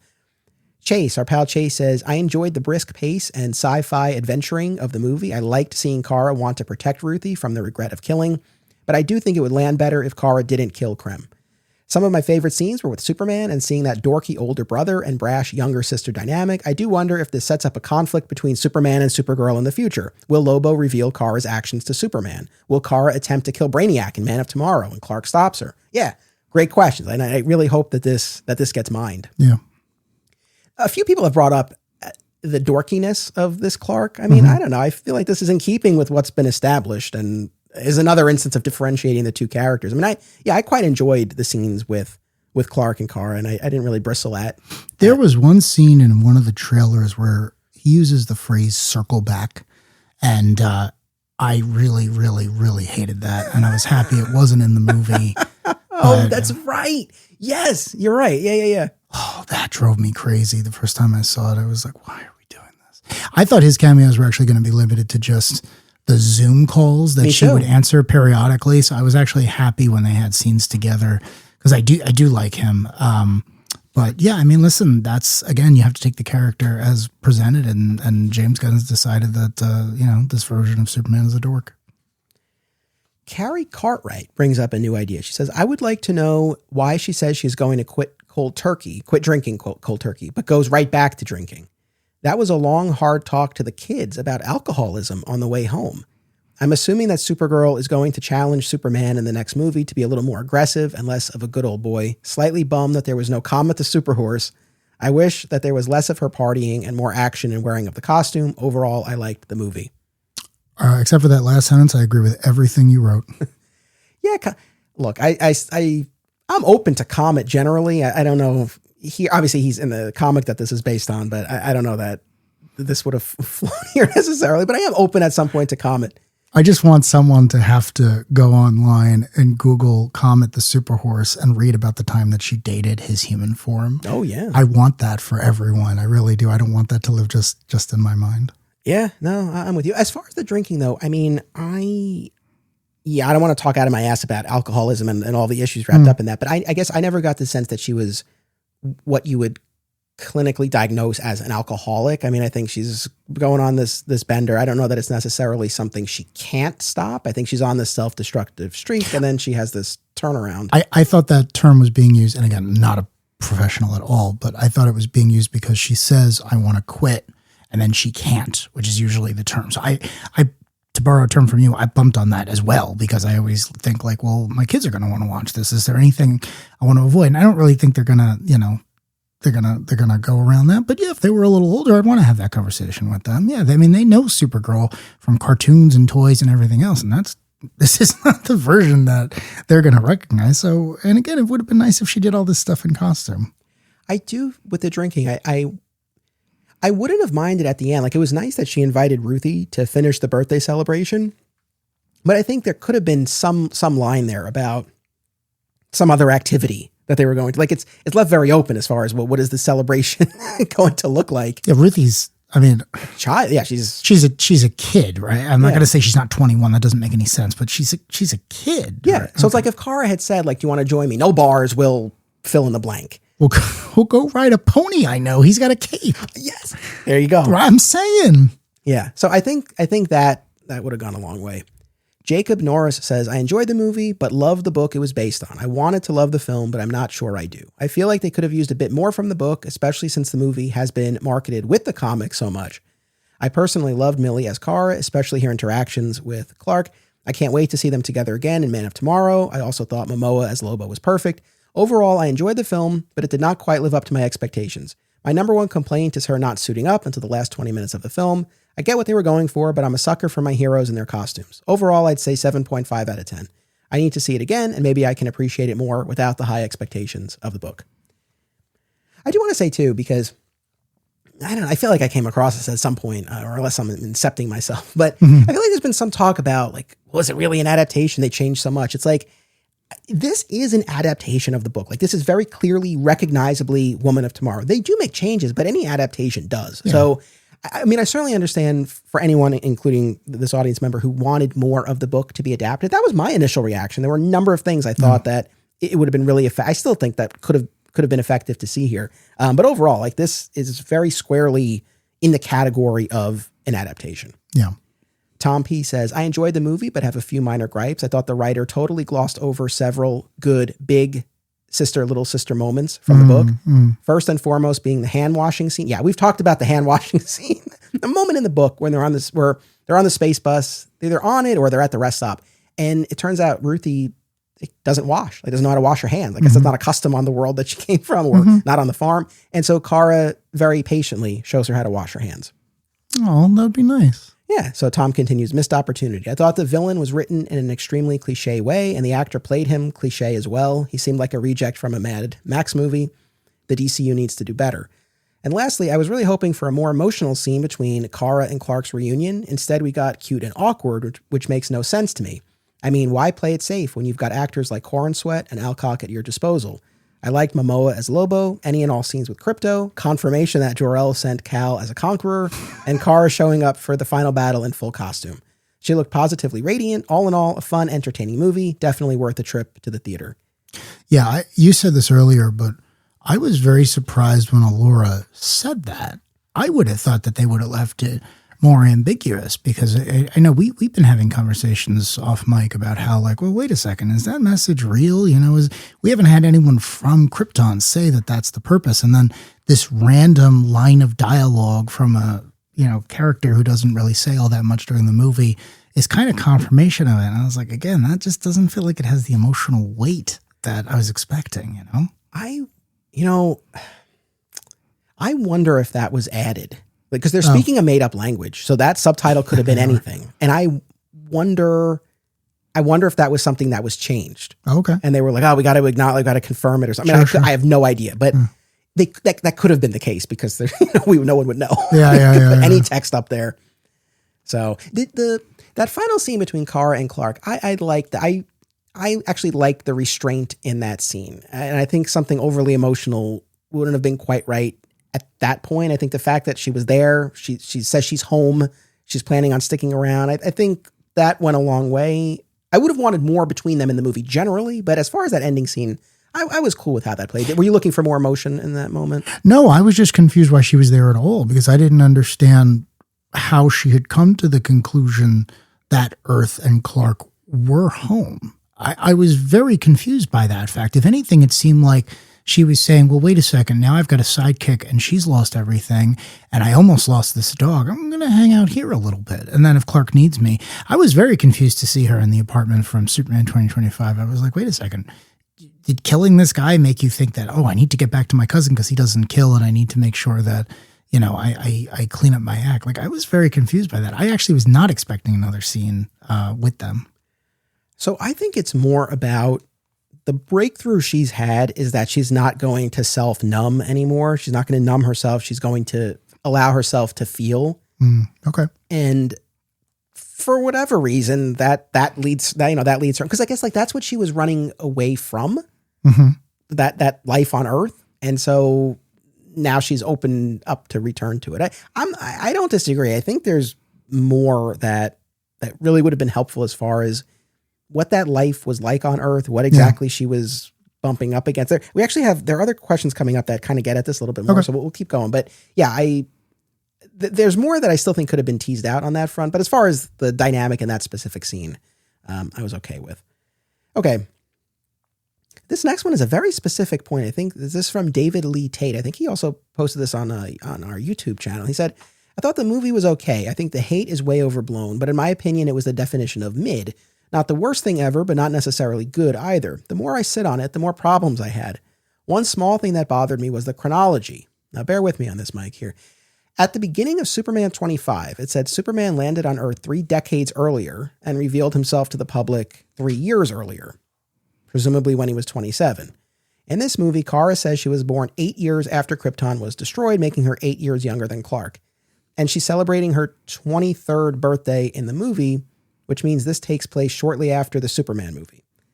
But in the flashback to her arriving on Earth, I got the impression she was supposed to still be a teenager and Krypto was still a puppy. But if that's the case, does that mean she arrived on Earth before Clark debuted as Superman?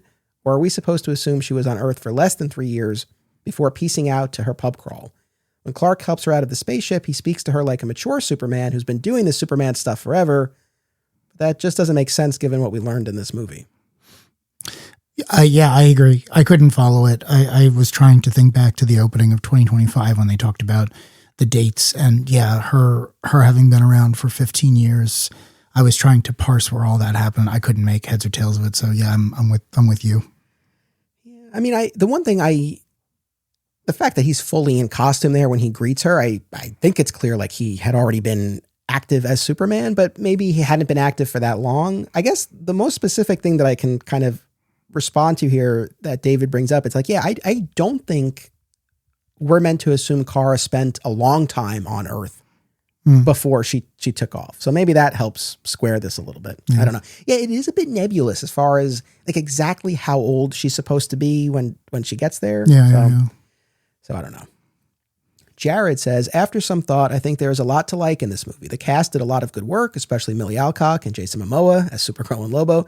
There were some brilliant action sequences like the space bus heist and the final confrontation. I think the issue for me is more that I wish it kept closer in some aspects to the comic. It did some things better, like what happened to Ruthie to start this journey and the more terrifying Andrew Tate in space version of Krem. But I think the visuals and some of the plot elements in the comic work better than the movie.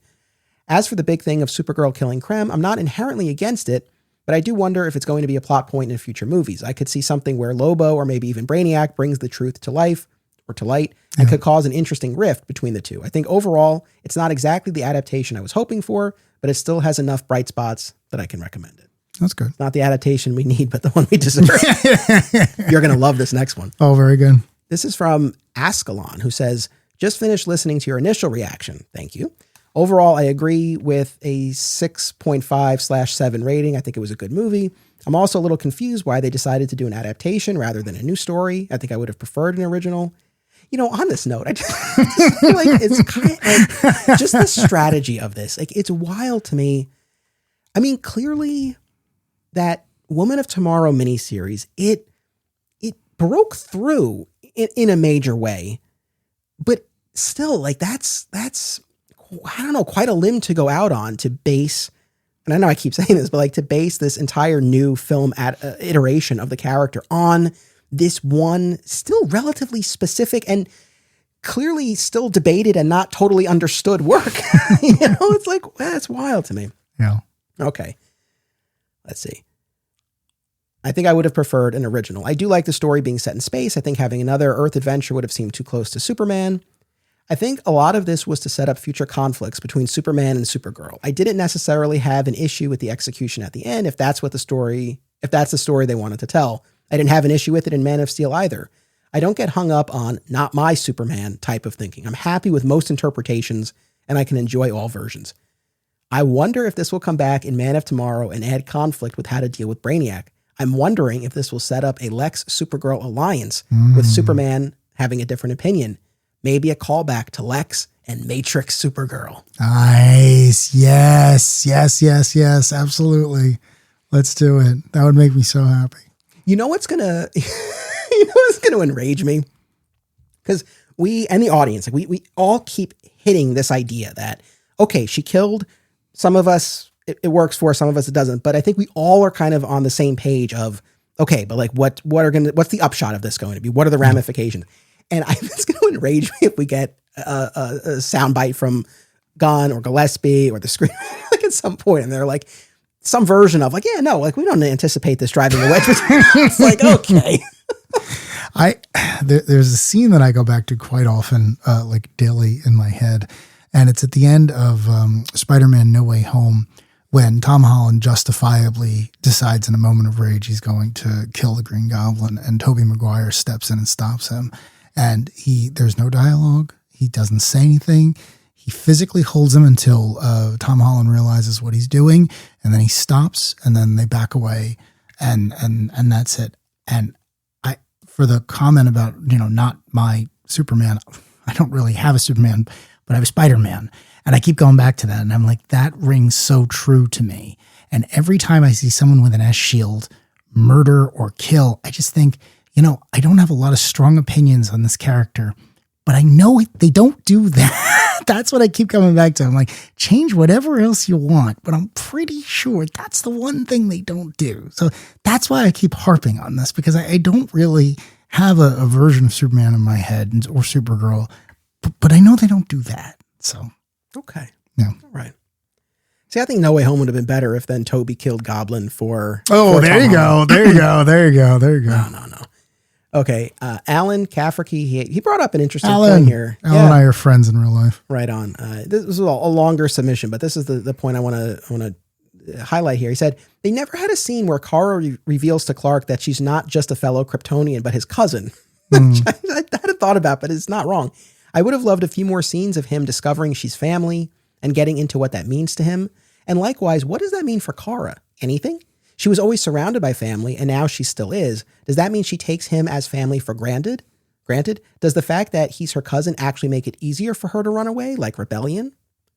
I think that's fair. And I think that, I know I've been talking about this. I think it's clear from that scene that he has an assumption about how easy it's going to be for her to get used to living on Earth. Yeah. Not recognizing the totally different experiences and how much harder. But I do think that showing some fumbles as he's trying to introduce her to Earth would have been helpful. And yeah, I mean, the cousin piece, yeah, I mean, having that bit of business come up between them would have been like, look, that's not to say we can't get further flashbacks in subsequent movies. Yeah. How likely we are, I don't know, but that's a moment that is key. I wasn't thinking about that upon those initial watches, but it's like, yeah, we know, but where's the moment where they have that realization, and Clark especially, because it's somewhat open-ended as far as how much Zor-El, like presumably he told her about. Might have, but no, I agree with Alan 100%. I hadn't thought about any of that. I will say one thing though. You said that it seemed as if it would be easy. Clark thought for her to adjust to Earth. I read that differently, and maybe that's just the two daughters in my life, but I read that as him lying to himself. Because I think he's smart enough to know that this is going to be difficult. It was probably very difficult when he realized how different he was, and he didn't have any true memories of Krypton, maybe flashes. For her, it's different. So I think he's kind of trying to lie to both of them and saying, listen, you're going to love it here, because the alternative is you don't love it here. And then I don't know what I'm going to do if the only other person like me who seems to exist doesn't love it here, because I love it here and I want to protect this place and I don't want this to go wrong. So no, I kind of saw that as him hoping for that, but I don't know that he believed it when, he's getting her out of that pod. Okay. Oh, I like that reading on it. That's interesting. Okay. And then last but not least, our pal Case Aiken from the Men of Steel podcast. He joined me to talk about Many Happy Returns, the Peter David and Bendis storyline. This too was a lengthy submission. I'm going to boil it down to some pieces that we haven't hit too hard yet. So this does build off of something we talked about before. He said, I loved all the Argo City stuff, but I could have used more to convey the desperation of the situation. Particularly, I would have appreciated more information about their resources and what options they had once Krypton exploded. As it is, I really was left to wonder why it was just Kara and Krypto who survived.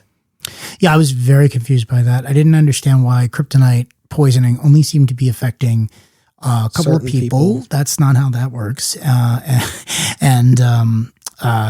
was also very confused. It's like if you had a sketch that your megalomaniacal brother made that you took with you and you had no problem with hyper-limited resources building that, why didn't you build a bunch of them? And why didn't you send them off in the opposite directions? Like the end of Project Hail Mary. It's like, we're sending 4 of these. It's like, yeah, okay, my kid and her dog are going to have enough scrap metal to get off of this place and go meet the evil cousin. But it's like, well, just build more. Like the place is going to die. Build more. Tear the buildings down and build as many as you possibly can. Like at the end of Serenity. Like I was so confused by that. Yeah. Like, it's funny. Overall, we got more Argo than I thought we were going to, which I was pleased, but I still yearned for more, I suppose. And it's like they stripped a lot away. I mean, clearly they were trying to make this as simple as possible, but unlike modern tellings of in comics and the TV show, it's like she didn't grow up on Krypton. She's born 8 years after the planet already was destroyed. So she's not living through that initial destruction.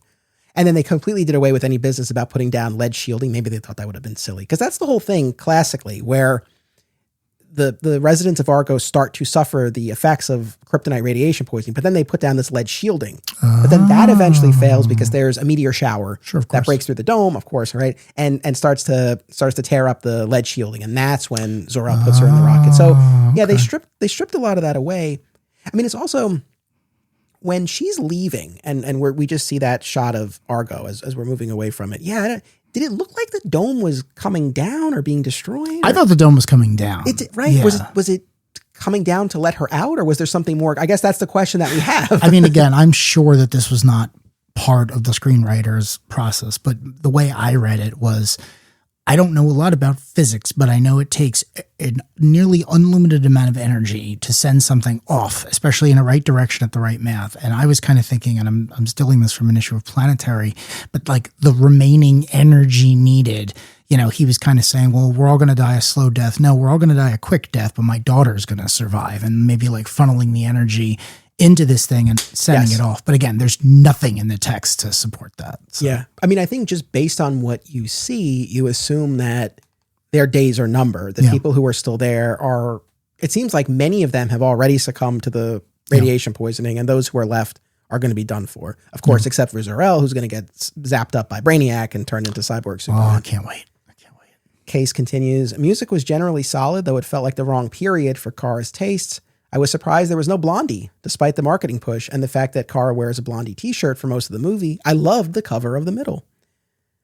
And then lastly, he says, interesting, you'll disagree with the first part maybe, but I think ultimately you guys are aligned here. He says, Momoa as Lobo was excellent casting, but I rarely felt like his inclusion improved or really moved the story. He honestly should have felt like a competing player instead of a reluctant ally. I agree. No, that's what I was saying. Like, he should have been the secondary antagonist. Like, he's a bounty hunter. Like, everyone is talking. She walks into the bar and says, I want to hire someone. I've got I've got Hattori Hanzo's sword. Lobo would have been like, I want that thing. Who do you want to kill? That guy? I'll kill that guy. Well, you wait here. I'll be right back. I'll bring you his choker.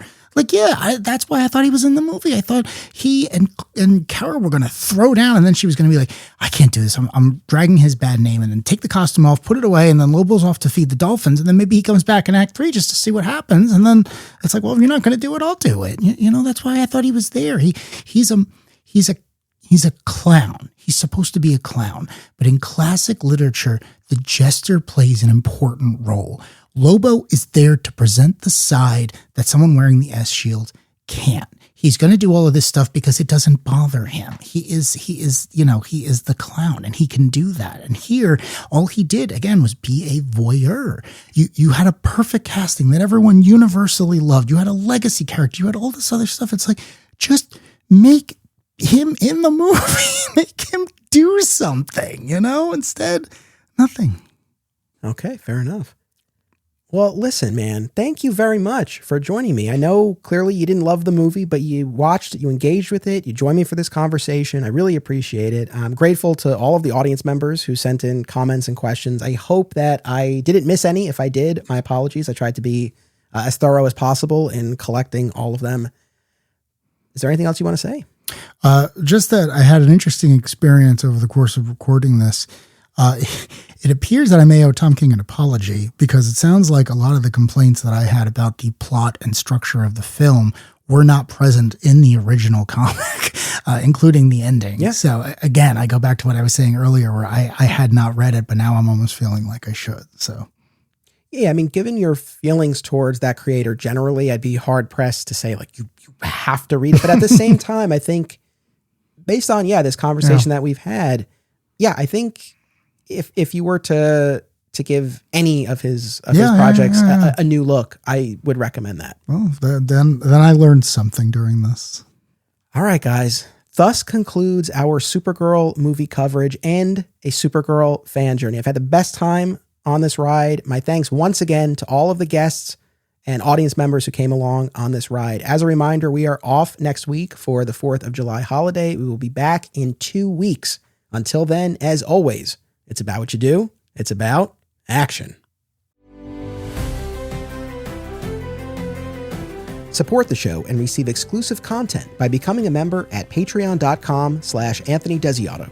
Rewards include our DCU spinoff podcast, advanced listens, sponsorship opportunities, and more. My sincere thanks to all patrons. Please rate and review the podcast via your platform of choice, subscribe so that you never miss an episode, and continue the conversation by joining us on social media. By popular demand, Digging for Kryptonite merch is available at our TeePublic store. Visit the link in the show notes to get your DFK shirts, hats, mugs, and more.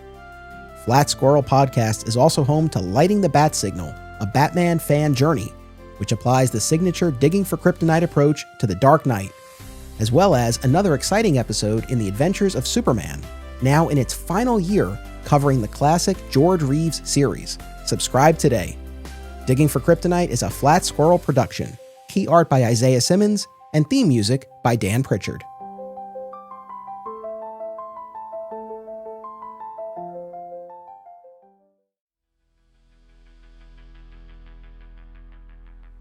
In 2024, Digging for Kryptonite became a Superboy fan journey as we charted Clark's career as the Boy of Steel. This year, we gave Kara Zor-El the same treatment in a Supergirl fan journey. Next year, in advance of the Man of Tomorrow film, it's time to give the villain of the story his due. Superman's ultimate opponent gets the spotlight in a Lex Luthor fan journey. Superman and Lex have a destiny together, only on different sides, and we're going to explore that across time and media. There's a lot more to come before then, so keep tuning in, but mark your calendars. Digging for Kryptonite, a Lex Luthor fan journey, coming in 2027.